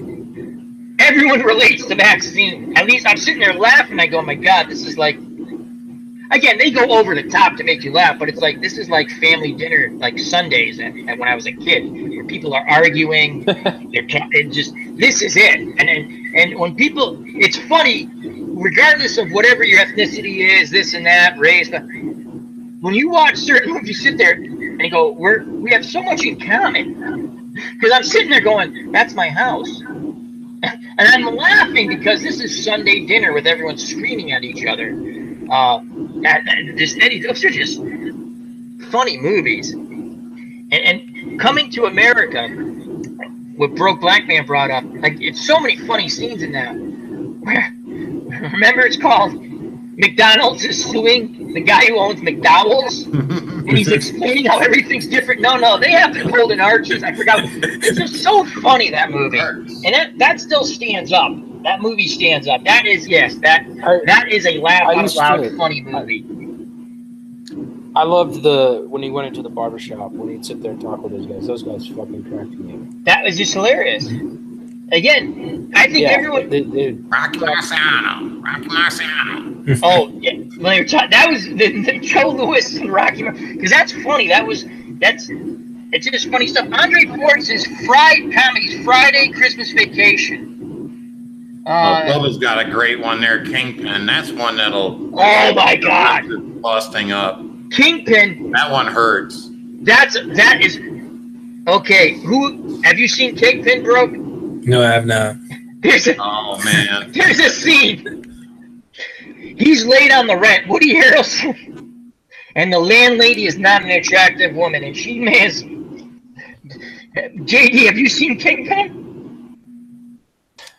And not for a long time. There's so many. That's a movie where, again, you laugh at something about Mary. Franks and Beans. That's a good one. One of my favorite scenes in Something About Mary. Early on in the movie, Ben Stiller goes to take Mary to the prom. He's never met her stepfather. He shows up at the door, and her stepfather's African American. But there's a slight thing he does. He looks up to see if he's at the right house. And he does it a couple of times. And it was just that subtle thing. I broke out laughing in the movie theater because I'm like, he thinks he's at the wrong house. There's just so many funny things in that. It is clever movie. Animal House. If you haven't seen Animal House, that's a must-see, people, for comedies. Another John Landis classic.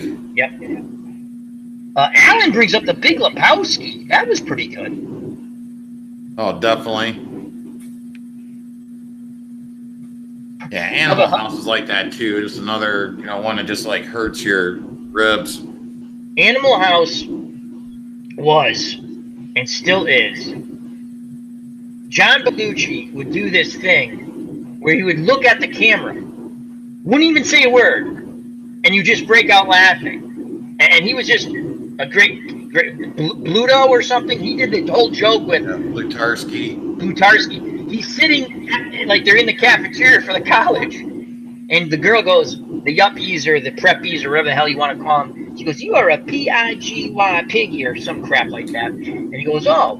And he takes a cottage cheese, he stuffs it in his mouth. Before he puts it in his mouth, he goes, "Guess what I am now?" And he puts it in his mouth, and he goes, "This," and this cottage cheese is like popping out, and he goes, and he shoots the cottage cheese all over him. He goes, "I'm a zit." And then the whole food fight thing breaks things out. Slapshot's another one of my funny movies I like.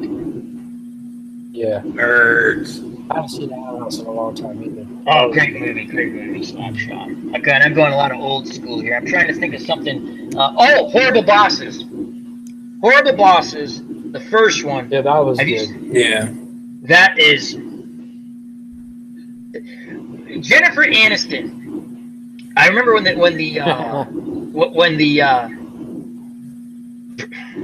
commercials came out, and Jennifer Aniston and Colin Farrell, their scene, they just showed quick little.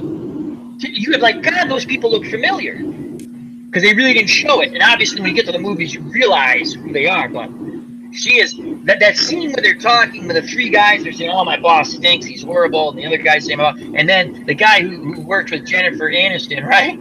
Goes, "She always wants to have sex with me," and they're like looking at her. Why is that horrible? He goes, "I'm happily engaged." So, I think comedies are my favorite genre. I love to laugh. Bubba Husky, this is a good one. PCU, and that's with Jeremy Pivens, I think his name is. And it's, again, the career college kid, PCU. And John Farber is in that, too, I think. That's a funny one. Trading Places, Andre Ford. That's a good one. That's another Eddie Murphy movie with Dan Aykroyd. And they do the social experiment. The two guys playing the rich brothers who take Dan Aykroyd and make him bankrupt. And they take Eddie Murphy and they make him rich. That's a good one, Andre. Those are all good stuff. Chrissy of Old Stone says, I really watch comedies. Oh, you're missing. Andre Ford, Revenge of the Nerds. That's a good one. I don't know if this is a... Yeah. Nobody said The Caddyshack. Nerd movies were good. Caddyshack's Blues excellent. Brothers. Yeah, that was a Greatest good musical ever. Blues Brothers.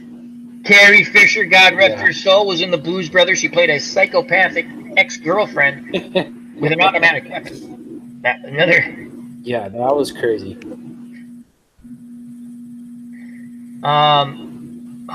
Caddyshack has so many good lines. When they're betting, or just scenes, they're betting on whether the Judge Smale's grandson's going to pick his nose. Classic. The whole. What the hell was the candy bar in the pool that they thought was Baby Ruth. Was it a Baby Ruth? Yeah. Yeah. And then Bill Murray picks it up. Baby Ruth. Yeah, he goes and he bites into it, and the old Penny woman. book says the Smales kid picks his nose. Yep. Double or nothing, he eats it. That was funny, and that was loosely based on Bill Murray's brother's experience as a caddy. The guy who plays the head of the caddies, that's Bill Murray. Yeah, That's it's his brother. Yeah, and there's a third.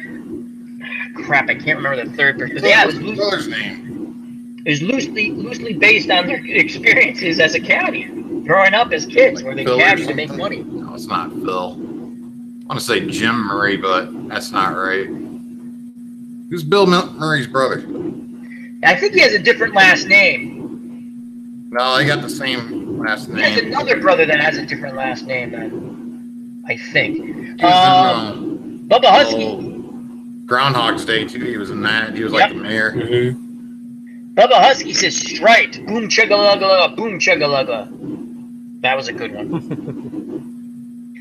Andre Ford, Blazing Saddles. Blazing Saddles, this is how good a comedy can be, where they can make a political statement and be funny. And, I mean, Andre, or anyone else who's seen Blazing Saddles, they would never make that movie now. There's a lot of racial terminology that they would probably not use in the movie, but the whole point of Blazing Saddles was to show the stupidity of being a racist. And it was a funny movie. Brian Doyle Murphy. Doyle, right? Yeah, Brian Doyle. Yeah. Yeah, Blazing Saddles, absolutely marvelous. They have a scene that rivals Nutty Professor when it comes to flatulence. They have a whole scene around a campfire. It's the first flatulence scene ever. Probably it was just, and as a kid, farting's funny to me till even now. So as a Funny kid, to everyone, I think. I mean, who doesn't like a good fart now and then? I was in a meeting one time years ago at work, and it's a heated discussion. We're in the director's office, and everyone's like, blah, blah, blah, blah, 2 different departments, and then all of a sudden, and everyone just breaks out laughing. It was just like the funniest thing. And it was a bunch of guys, so it's a funny thing for guys. I don't know. As Andre Ford says, where are all the white women at? And that was again, things you wouldn't say now probably in a movie. What was it, Cleavon? What was it? What was the guy's name in Blazing Saddles? Cleavon Little. Cleavon Little. Is it Little? And Gene Wilder, they're trying to infiltrate the bad guys. And he goes to there's like all these bad guys, every type of genre, that they're trying to drive these poor people out of their town who are basically racist too at one point. And Gene Wilder goes, "Oh boys," and he's talking to these guys dressed up like KKK. He says, "Look what I have." It's Cleavon Little's name. Look at him. And Cleavon Little's line, as Andre Ford puts it, "Where are all the white women at?" And they knock him out and they take the stuff to. Anyway, that's a funny movie. So, thank you, Andre Ford says Cleavon Little. Funny freaking movie. And then my beans, Mr. Taggart. Think of that. Who goes on? You gotta go to Spaceballs.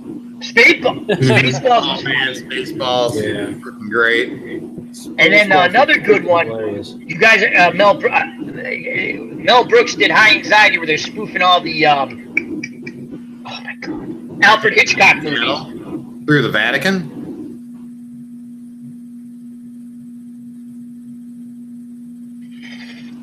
Andre Ford, yeah, that's funny with Cleavon Little. When they see his black hand, like they go, "Oh, it was a burning. He just forgot to watch." That's such a funny movie. And again, it just showed the brilliance of Mel Brooks to bring up touchy subject matter and to get his point across. All good stuff. What are your qualifications? Chewing gum online. Moni G says Brett Favre, and that was from something about Mary. Yeah. It was a funny character in that was the kid who pretended to be a doctor and he was a pizza delivery kid. Oh, yeah. I tell you, that was one of those movies where you watch it, and again, that was like the heart attack laugh. Just like the Nutty Professor for me, the whole scene around the dinner table. Those are the scenes I remember. I mean, they're just laugh out loud funny. Those are great scenes. I think Airplane was like that for me too. That was another classic. Just Airplane. Leslie Nielsen. Right. He was a dramatic actor. That was his first comedy, and he played that straight-laced role where the guy kept saying, "Surely you must be whatever." He kept saying, "Surely, like surely you must be joking. Surely that can't be right." And Leslie Nielsen answers all the questions and goes, "Stop calling me Shirley." Again, these goofy little things that were just. An Airplane had they had to go pick up the guy at his house to try to help the other guy land the plane, and the dog kept attacking the guy who drove him. You remember that scene? Like you see in the background, the guy's German Shepherd just attacking the shit out of the other guy. And then, Airplane was funny. Kareem Abdul-Jabbar, who was the co-pilot. What the hell was it? Robert Stack was the pilot. And they had a disturbing scene with the little kid when he goes, the little kid's name was Billy. He goes, "Billy, do you like gladiator movies?" And you're like, what the hell is this guy talking? Again, not appropriate, but freaking funny as hell. Yeah, that's a good Airplane. I forgot about that one. Police Academy, the first movie. Wicked funny. Oh, Jesus. Yeah, Police Academy was great. See, and that's the problem with today. You can't make comedies like what we're talking about. They can't do that shit. No, I don't think they would. Even though it's under comedy, they're going to find something offensive about it. You can't, again, I'll go back to Blazing Saddles. They would never make that movie again. And again, it's a comedy with a point of view. And that's not the right term. It's explaining something, and they did it the best or very well to show the stupidity of some people's thinking, because it's stupid. I don't know how else to put it. No, that's exactly it. I'm sorry. Spoofed people. Yeah. I guess Horrible Bosses was a bit risque. To a point, but that too. They would never make some of those Mel Brooks comedies from before. I just don't think they would. Or anyway, I mean, in Airplane, I don't think they'd make again. I'm trying to think of. I just think the studios wouldn't want to do it. They're going to be like, oh, we're going to get. Someone's going to complain about the movie. They're going to say it's this, that, or the other thing. Yeah, JD, I agree with it. Movies are movies. Like TV shows are TV shows. If you don't like it, we live in America, or we're at least we live in America. Don't watch it. If you don't like, and that's the. Yeah, go ahead, JD. I'm sorry. No, and that's the problem is, yeah, don't get me wrong. There's shit out there from the past and from today I'm not a fan of. Like it happens, but I don't fucking go to the media or on Twitter or on Facebook and cause a big ass commotion over something I don't like. That's life. Like there's always gonna be shit in this world you don't fucking like. Here's the deal. I'm glad you have an opinion, but they're like assholes. Everybody fucking has one. Now shut the fuck up and move on with your goddamn day and live your life. I'm tired of listening to people about stupid shit. Yeah, I'm just over it. I mean, you can't, you know, video games cause this, movies cause that, music cause it. You don't like it, don't watch it. You don't want to play it, don't play it. It's kind of silly to me. So. Exactly. It's stupid. Again, you don't have to agree with my point of view. I'm just saying I can listen to someone's point of view and go, okay, that's your point of view. I think it's wrong, but that's my point of view. You know, it's too much. Yeah, I can listen to people. I can sit here and listen to people talk all day long. I'll give you an example. We cleaned out my aunt's storage shed. Everything has been sitting in there for 20 fucking years and not been touched by anyone. So what's that? Mice, there's rat poison everywhere. It's everything in there's pretty much disgusting.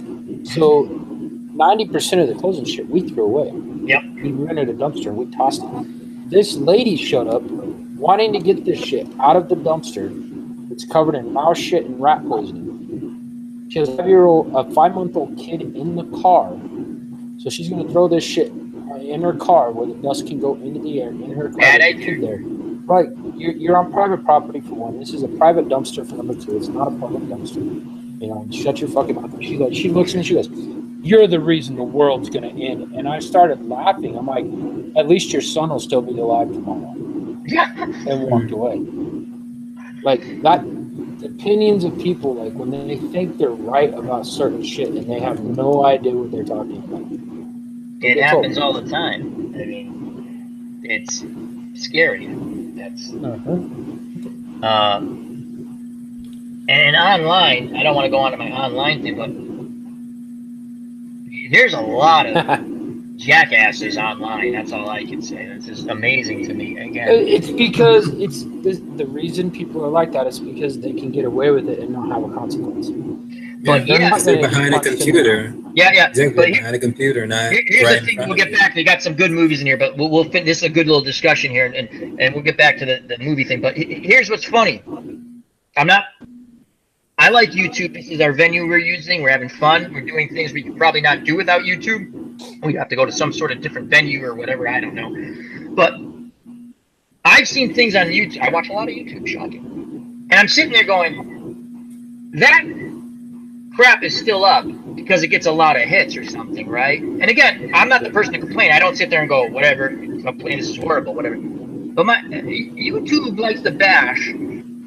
We're all smallish channels, right? And we constantly have to go through the silliest nonsense, whether it's a copyright hit. And again, I know someone's reported it, so YouTube's, but Broke Black Man, I don't remember what the shows you can't show clips of anymore. Remember I sent I put something in your comments saying just don't show, just talk about it, show still shots. Because, again, I don't know the whole rules and regulation, but I have seen other stations. I'm not saying those exact shows, bro, but they show a lot of clips. Again, I don't want them whammy, but why did you whammy my friend? Exactly. Dawg Sidious had a different channel, right? Video gameplay. Enjoyed it totally. I did, right? And again, you have to, the nonsense that YouTube pulls, and I'm probably going to get whammy now, but I don't care. Just really, if someone doesn't like something, right? Don't watch it. Whether it's movies, whatever, opinion pieces. Everyone's offended by freaking everything now. It's you got to be careful what you say. I got whammied once. It was my fault. I took my 90-day suspension. It was my fault. I did something stupid, right? I tried to show something I shouldn't have shown. I did the mirror trick. Doesn't work for live sports. Don't do it. Then I get whammied when someone says I had inappropriate content. I'm like, what the hell are they talking about? But I give YouTube credit. I'm a nobody. They listen. I sent them my rebuttal, and I sent them message after message after message when you can give feedback. I was up within 6 hours again. So thank you. This is a little while back. Because anyone can say something about your channel, and you're going to get whammy. So you got to be careful. It's silly. So anyhow, that's my little rant.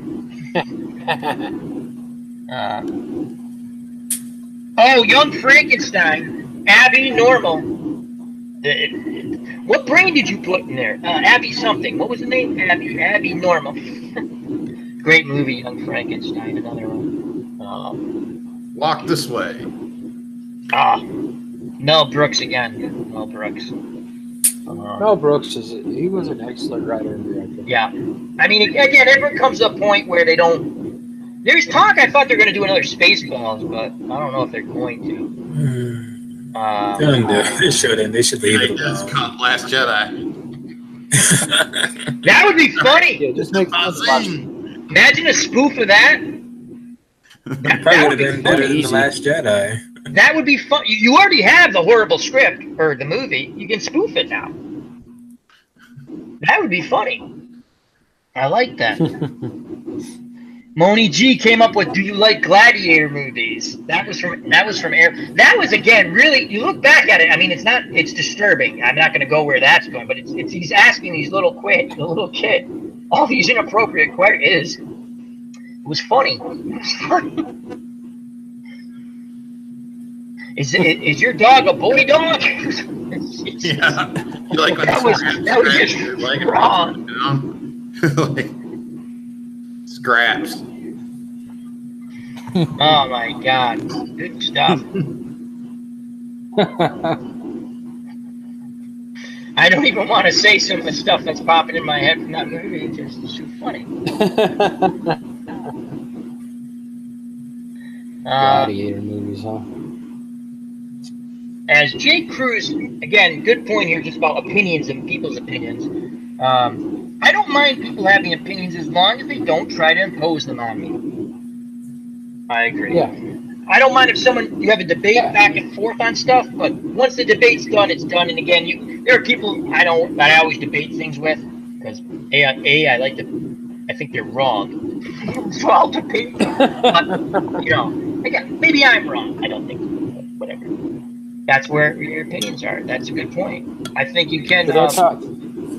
Okay. Here's the best one. Everybody wants peace on Earth. I would love peace on Earth. But here's the one problem with peace on Earth.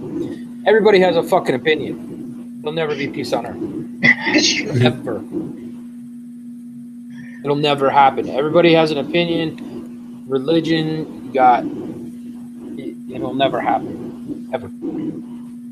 There will always be wars. What game you playing there, JD? I see the controller. I'm just curious. I'm playing my franchise on Madden. Cool.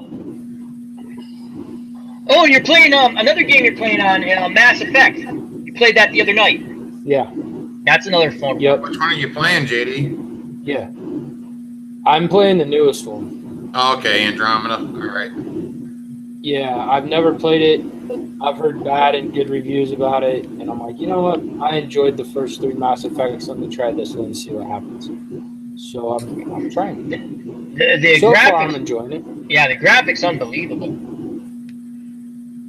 Like Yeah, I think I said, I think the wow. combat was the best part of it, as long as there wasn't any bugs involved, you know. But sometimes it gets a little buggy, even with the combat. But yeah, other than that, it didn't feel like you know, the other Mass Effect games in the past. But I mean, you know, the great thing about that game though is there's a lot of content with it, and I mean, you can make so many different builds with your characters and stuff. So, but yeah, I played the hell out of that one. Moni G in the chat, again, back to the movies for a second. She says, well, something about Mary was borderline offensive. I knew people who walked out because of the first scene. Wow. I'll tell you a funny story about, like, going to the movies. We're waiting to go into I can't remember the movie, but they had put you know how you go in front of the movie theater, you know, like they go to theater 4, 5, whatever, and they have the name of the movie out there, right? Well, the movies, for some reason, were running late, and it was an R-rated movie. We walked in. It was myself, my brother-in-law, my young nephew at the time, who was a kid, you know, 21, right? And we quickly realized, God, I wish I could remember the movie. We quickly realized this is not the right movie, and we walked out because we didn't want my little nephew to see this stuff, right? And we go and we tell, and they go, yeah, we're running behind. We're sorry. And we go, okay, so we sit down, and we're waiting. Now this woman with like 5, 6, 7 kids, she's got like a gaggle of geese, right? I'm like, ma'am, excuse me, ma'am. She goes, this is what she said. I'm trying to, leave me alone. I'm like, but ma'am, listen, we're late for this movie. Okay, okay. And my little nephew starts looking at me like he's in amazement. And I go, Nicholas, I give them about a minute. You're going to hear a ruckus. It'll take her about a minute to 2 minutes to settle all those kids into seats. And then she's going to come out pissed off. Well, I was a little wrong. It took about 3 minutes. She come out, where's the manager? And the kids are like, get out of there, get out of there. And that was like one of the funniest things ever at a movie theater. And I was like, I just looked at her like, you should have listened to me. Oh, Bubba brought up a good one. Bad Santa. Oh my God. Bad Santa was, oh my God, that was so funny with Billy Bob. Billy Bob Thornton, yeah. Is it? And the late, Billy Bob the guy from Three's Company, John Ritter. Remember, he was like the store manager, the department store manager. Yeah, I was thinking about that. Yeah, with him and Bernie Mac, and he was telling him about. Oh my God! In the dressing room. Yeah. And oh man, yeah, that's probably the best scene in there. That is. There's some laugh out loud funny. That is a great one. I never saw the sequel though. I've never seen it. I never did. And, I never seen that. I think the fat kid's just grown up. Yeah, I loved it. I didn't see it. Oh, I didn't like it, but I was one of the rare. I loved it. Yeah, Thurman Merman. But yeah, that shit was fun. I can't believe someone got a. You know you're going okay. If you're going to a certain type of movie, comedy, horror, this or that, you know what it is. I mean, if you don't like a raunchy comedy, right? I don't think they hid that about something about Mary. No, they said it was like in the freaking previews. They're like, this is a raunchy movie. Yeah. I don't get it. Another funny story. A former work colleague said she was going to go see the 50 Shades of Grey movie, right? When it first came out. And this is like, again, very religious person. I'm thinking to myself, it might not be the movie for you, you know? You understand the subject matter there? She comes in the next day, I hated that movie. We got up and walked out. Well, what? It was all over everywhere, right? What the movie's about. Who cares if that's what, fine, right? I tried to watch the movie, not a good movie. Not a good, whatever. The acting's not the best quality, but whatever. I said, what did you think you're gonna go see, Bambi? It's 50 Shades of Grey. And how can they show such movies? Did you not understand? I don't know. It's kind of funny to me.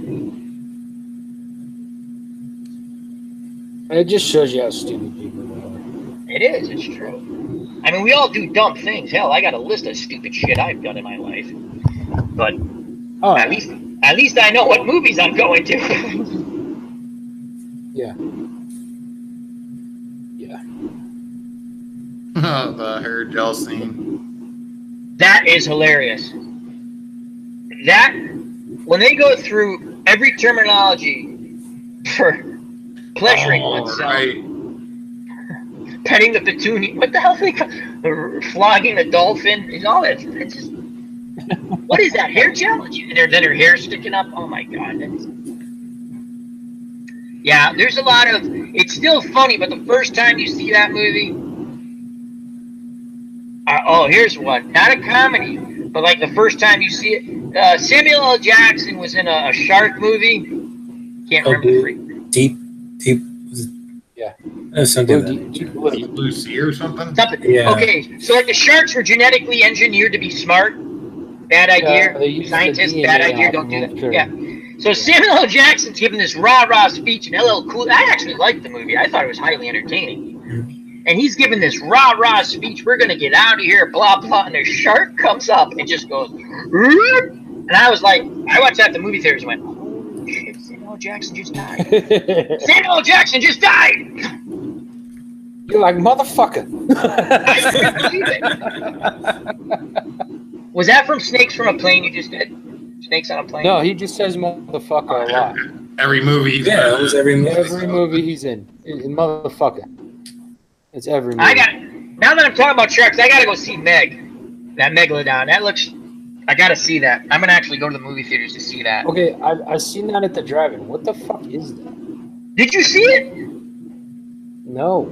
Oh. I don't even know what it is. It's like a shark movie, but I don't know if it's like, it looks like a bad, an old-fashioned monster movie. Because Jason Statham, the clip I saw, there's like this huge shark. It's got the shark cage, like a chew toy.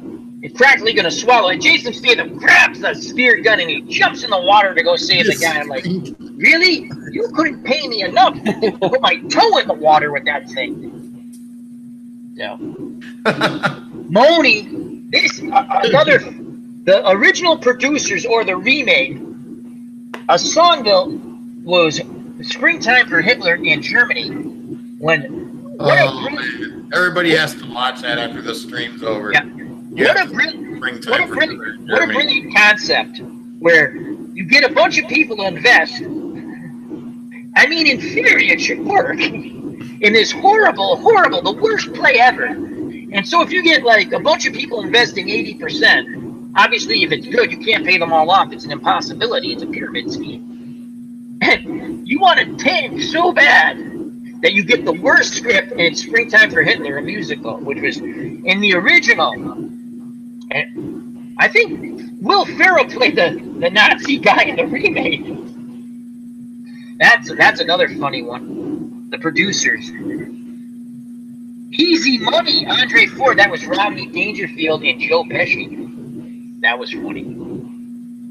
I like Joe Pesci. I know a lot of people don't like Joe Pesci. I think Joe Pesci is a fucking comedic genius. The way he acts, the way he moves his body language just makes him fucking hilarious.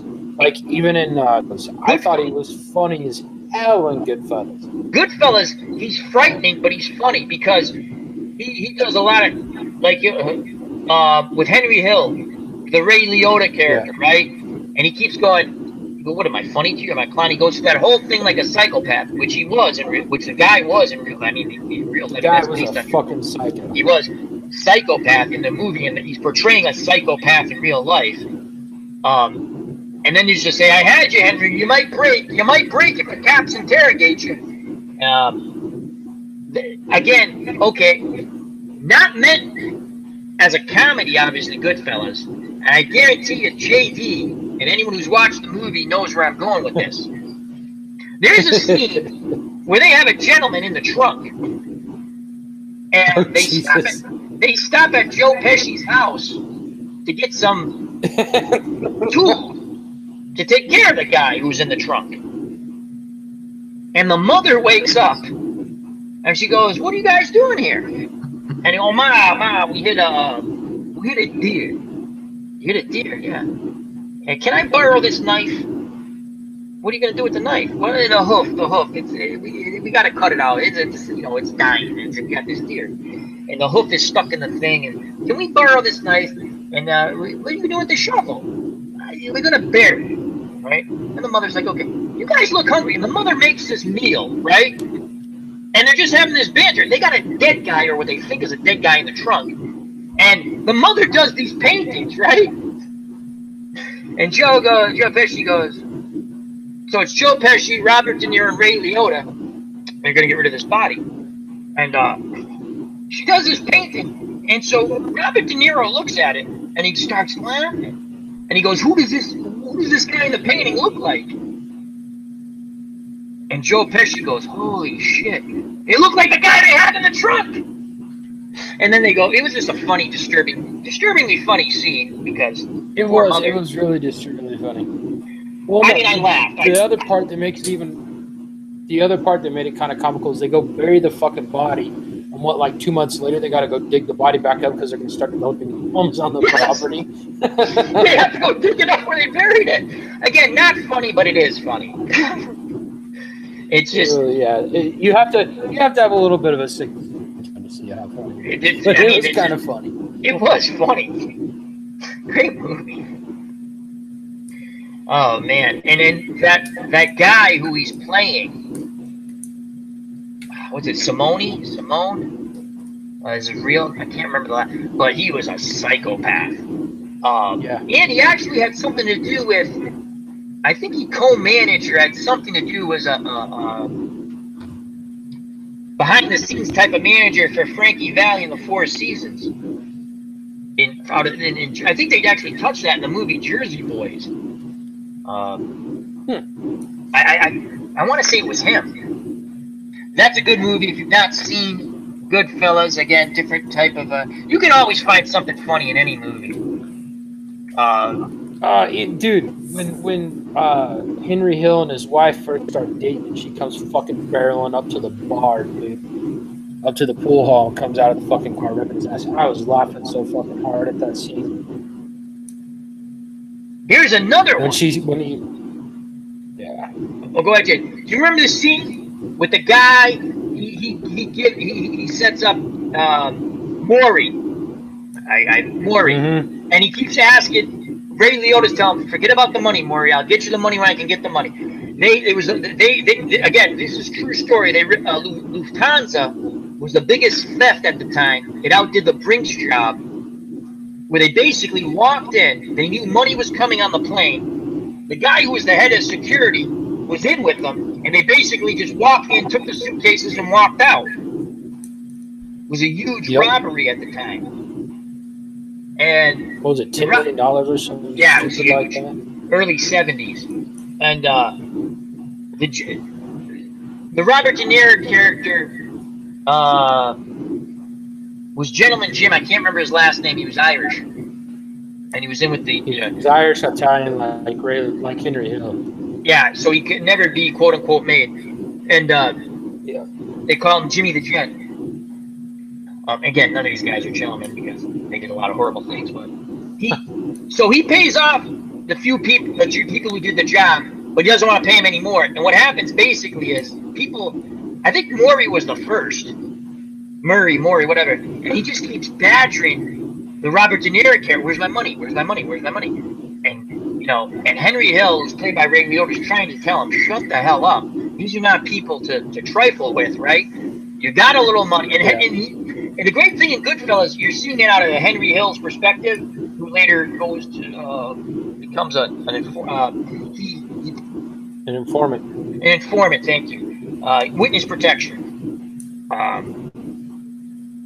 You're seeing it through his eyes. He said, I knew I wasn't going to get another cent of the money. What I got, I was happy with. And what happens is the Robert De Niro character, they start whacking out all the people to cut the ties of people who can squeal on him. Again, it's a tough business to be in. He cuts them out because they start doing stupid stuff. He goes, don't buy extravagant shit. Like, don't do it. And everybody just, like, bought new cars and mink fucking jackets and all this expensive shit. So he's like, all right, I'm going to get in fucking trouble. And this is how psychotic the guy is he literally is like, let's just start fucking whacking. They start and they get Maury.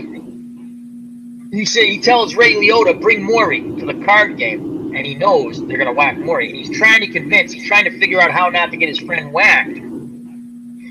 And Robert De Niro turns to Ray Liotta, the Henry Hill character, and goes, forget about that thing.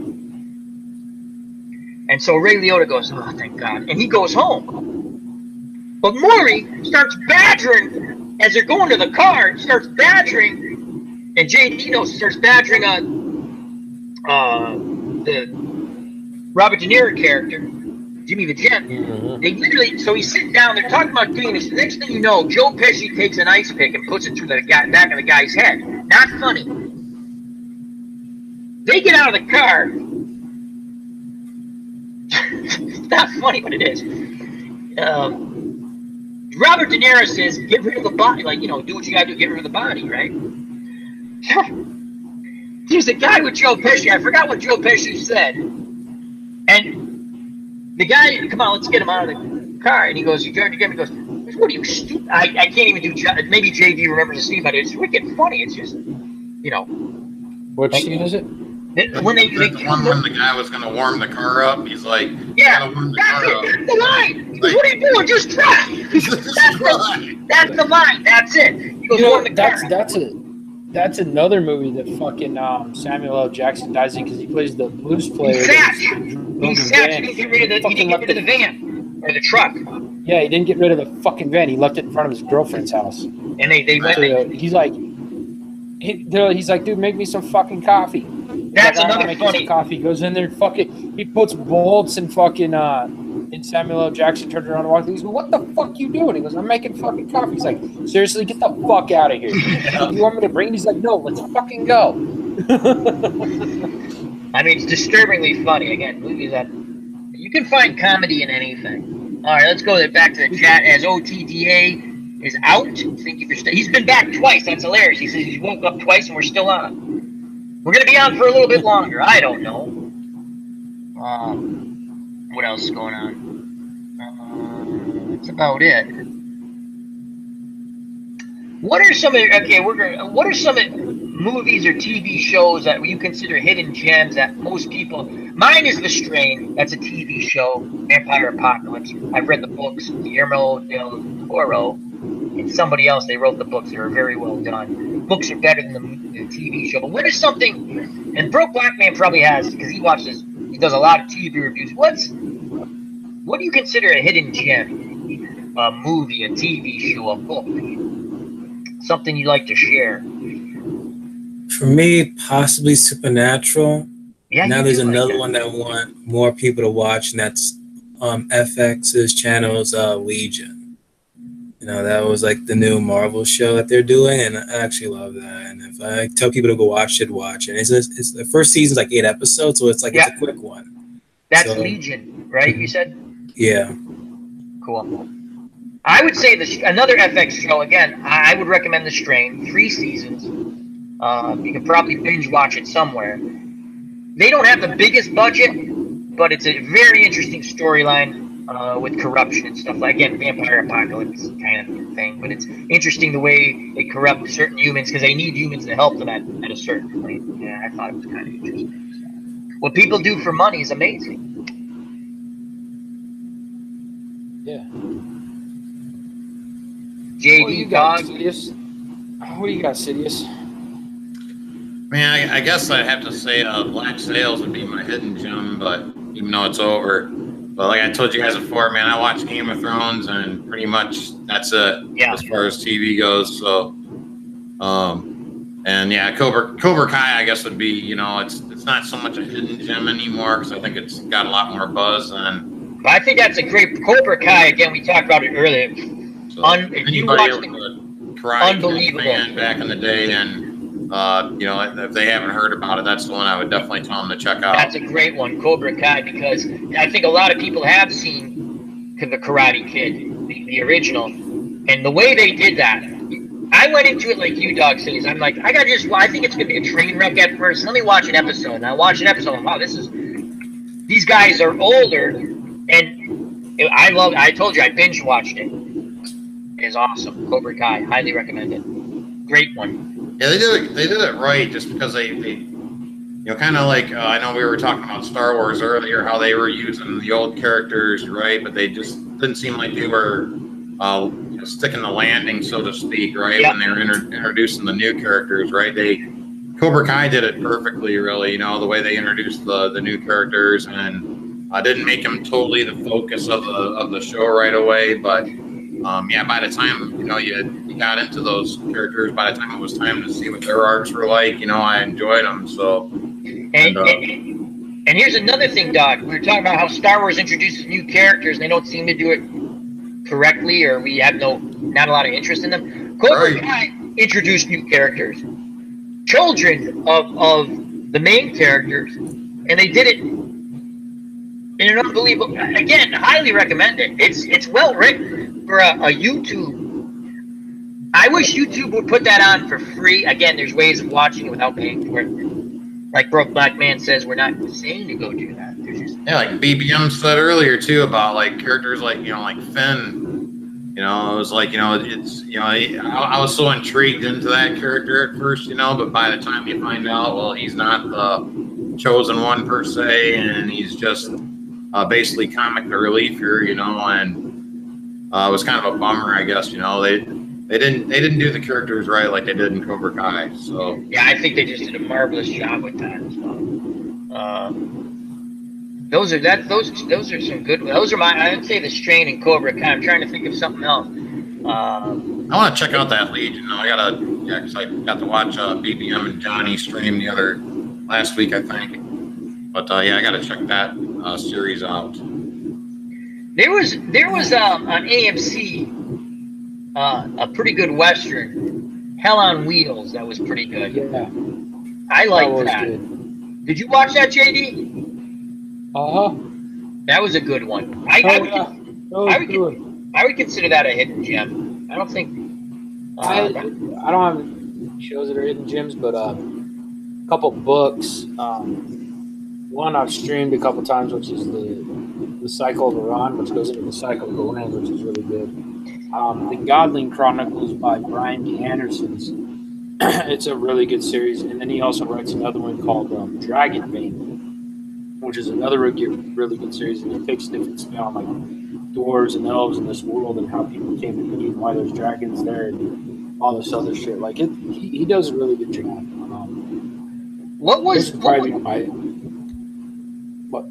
Oh, JD, you did one on your channel. It was like an RPG game, but it's a book. But The Land by Alaron Kong. Yeah, that was that's a good story. I've just finished book 7 in that series. Wow. He's still writing. It was just good. He just gets better with his writing as he gets along. The more he writes, the better he gets. So yeah, if you haven't checked out The Land, I suggest you do. And Alaron Kong's cool. Like if you get on, find his Facebook, he has a lot of shit where he gives out shit for free. So, you know, you always have a chance to like winning free signed copies of books and audio books and all that sorts of shit. Bubba Husky says the Land series JD talked about is pretty cool. Yeah, that was interesting. I just thought it was to me it was a fresh concept to take. It was like an RPG game. It was really cool. It's the genre is called it's called Lit RPG, which means literature role playing video game. That was an interesting concept. Wow. No, it's good. All right, let's go to video games quick. Red Dead Redemption. Has anyone played that? The second one's coming out. I have to play that. Everyone who I say I never played it. You never played it? No, man. I have to play it. Seriously, bro, you've never played Red Dead Fun Redemption? game. Grand Theft Auto on a fucking horse, man. Yeah. It's awesome. It's open. It's open world, and they had one of the best zombie modes. Now you got me intrigued. Now you said zombies in it. Oh yeah, the original has it. It was called Red Dead Nightmare. Yes, and that was so much fun. Some people didn't. I loved it. Some people didn't like it. You just had to shoot them in the head. But it was, they had a lot of there's an actual. It's an actual storyline. Yeah, you had to go, and then actually when you finished it, you come back as a zombie and try to help people. It was kind of different, but it was fun. I enjoyed it. And I thought that was for me. There's only two games that I came across where you could actually like ride a horse. I know there's more now, but King Arthur had the movie had a video game which was actually kind of fun, and Red Dead Redemption, you could ride the horse, and it was pretty easy to do it, and it was fun. The second one comes out in October or November. I can't remember. September. Yeah, I'm stoked that I actually was able to buy a PlayStation 4 because that was one of my main reasons was I wanted Red Dead Redemption 2. Yeah, because the way I watched a video on YouTube, and it's like the gameplay and how the game evolves, and you can make the guy like kind of a nice guy, or you can make him a fucking cold-blooded killer and shit. And I'm like, oh, this is fun! I can't wait. It's very open world. The second one I think is even more open world. In the first one, it's sort of like the outlaw Josie Wales in a weird way. It's like every Western you've ever seen. Yeah, there's a lot of good something. I love that game too. Great game. Everybody's like, so now that you got a PlayStation 4, you're getting rid of your PlayStation 3. Do you know how many classic badass video games I have for my PlayStation? Fuck off. Yeah. Because there's no backward compatibility, and if you have a game you enjoy, I wouldn't get rid of it either. True. But Red Dead Redemption, okay, I have a bad habit of buying games, playing a bit. That's why I like Steam. If I buy a game on sale, $5-10, I play a little bit. When you buy a PlayStation game, if you're buying it, or whatever, Xbox, and you're buying it right when it comes out, and you're like, you spent whatever amount of money, top price, but Red Dead Redemption, I finished. I finished the zombie mode, and I finished the whole Red Dead Redemption game because I got into the zombie thing, and I finished that. But it was the other one. I'm 3/4 of the way through. I should go back and finish on my PS3, but highly recommend that. That was a fun game. That was one of the first games I went online to play, the multiplayer. And you go online, right? So, that's pretty cool. And you have to try to join a group, like a gang, or, be affiliated with someone. I get there, and there's like another person who's not affiliated with me. And the guy runs, you want to team up with me? I'm like, yeah, what the hell? And we had no weapons. I mean, like, everyone and their mother came out to kill us. It was hilarious. They just started hunting us.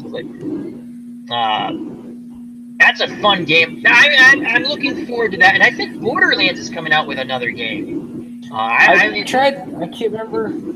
My brother bought a Borderlands game. It was Borderlands 2 or something like that. The original Borderlands is the best. I like all of them, but the original one's the best.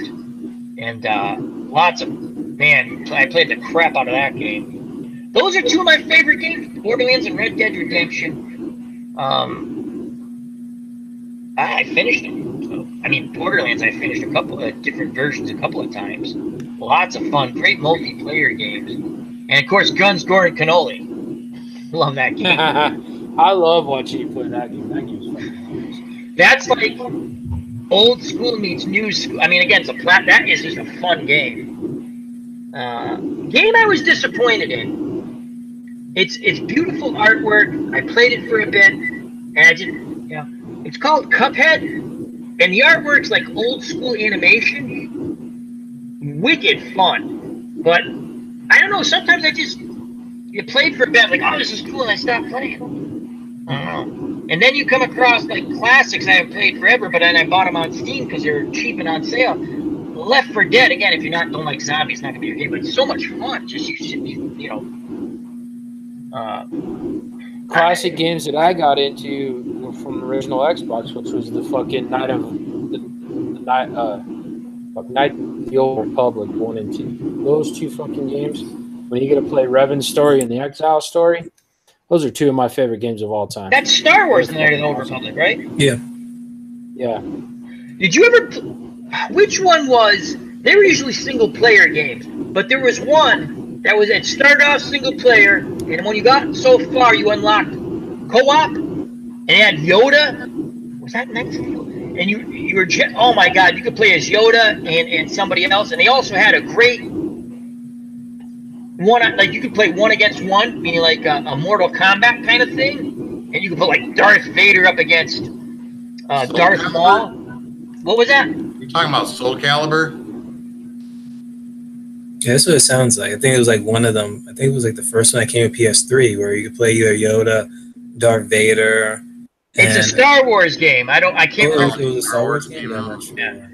And it was a great game. It started off, you had to go so far in single player, and then you unlocked like there was like a couple of co-op missions, which were absolutely marvelous. And then, but my favorite thing to do was you could play as anybody against anybody else in combat mode. You know, like. Oh, maybe you're talking about Battlefront, like the original Battlefront 1 and 2. No, I don't. I can't. I gotta look it up later. That was a fun game. That was another one. I love. You know, one of the games I actually finished. The biggest disappointment of a video game I ever got.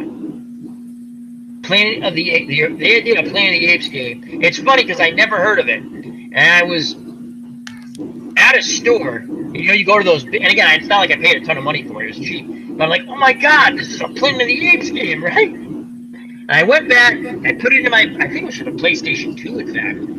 And I go put it in, and you're sitting there playing, like, okay, I don't see why everyone doesn't like this game. I'm playing. And then they're like, you come to the part that no one can get by. It's like early in the game. Now I'm like, I know why now. People hate this freaking game. You know, that was, you know, to get something a movie that you love, and sit there and go, wow, it's a game. And, oh, God, I wish I could remember that Star Wars game. I'm going to have to look that up later. I bought that Kingdom Come Deliverance. The story so far is really, really, really good. The combat is a little tricky. Like, they tried to make it like real life almost. And like, so you got to do like R2 for big swings, R1 for pokes, and then you got to use the right joystick to fucking figure out which side you're going to hit the guy on. And it's like, holy shit, what I just get myself into. I'll tell you something. That's a great point, JD, when it comes to video games. Sometimes there's a couple of things that annoy me. One, I do like storyline, but there was a game, it was like a werewolf game, 18 something. The title of the game is 1896. I know. Mm-hmm. I was so psyched to play that. And it's a cool storyline, pretty fun game. I literally stopped. I'm like, my God, these cutscenes go on forever. The game was pretty much like, what, 80% of cutscenes, really? Yeah. And again, to me, I like the storyline. I like that they kind of did it like, to me, it was too much. That's why when I say it's kind of nice just to, like Left 4 Dead, you pick the game up and you play it. I don't know. There's something to be. There has to be a fine line. And the other thing when you bring up about controls, when the new the Call of Duty World War II, the newer one that came out. Again, I bought it. I got aggravated with the controls. Maybe it's because I get older and I want things to be. This is the way I remember how to play it. Why do you have to change things around? But they had hand-to-hand combat that was a freaking nightmare. Again, yeah, some 12-year-old kid can do it. I can't. That's why I don't put games online anymore. So I'm pretty sure I'm getting my ass kicked by a fucking 10-year-old. Same. I mostly just play games that just either just as a regular campaign, and that's it. Now, Broke, you've played a lot of the Telltale type of games where it's story driven. They're cool. I like the Walking Dead series. Has been really good. I wish that when they get to the action parts of it, and I haven't played one of those in a while, I do enjoy watching other people do them because to me it's like watching like the Walking Dead ones. It's like an extra story to me, You know, I'll sit down, as JD knows what my famous. I'm going to make a bowl of popcorn, right? I'm going to sit and watch this, right? The combat to me was always clunky. I only played the season 1 and a little bit of season 2 of the Walking Dead. I've seen people play like the Batman ones too, the Telltale games. I wish they would just improve the. To me, it's clunky. That's just me. The Game of Thrones was a lot of fun. Yeah. That was. I enjoyed watched the Game of Thrones one. That is fun. Again, that's like a background stories. I do enjoy that. I actually enjoy. They're supposed to be coming out with season 2. We're still waiting for that one, right? Like how long? Yeah, it's kind of like waiting for their fucking books, The Winds of Winter. It's going to be like 10 years from now. The excuse was that, we're not going to have season 2 because it's going to like maybe spoil something for the show. But it's like, at this point, I don't care. Just give me season 2. Exactly. Bubba Husky in the chat says, Tekken Tag Team Tournament let you unlock bowling. That's pretty funny. But Alf, it's almost 3 a.m. Yeah, we're going to call it a stream. We have gone beyond all men's capability, and it's been fun. For everyone who joined us, what's wrong with you? No, I'm just kidding. Thank you very much, and thank you to JD, Broke Black Man 90. Broke Song, God, just get me the hell off of here. Broke Black Man 94, Dawg Sidious, and JD will do it again. Health and happiness. Till next time, take care. As Alan Sean from the UK has just joined us, because it's 9 a.m. there, or 8 a.m. Alan, we're done. Till next time, take care. Bye-bye. God bless. And as always, peace.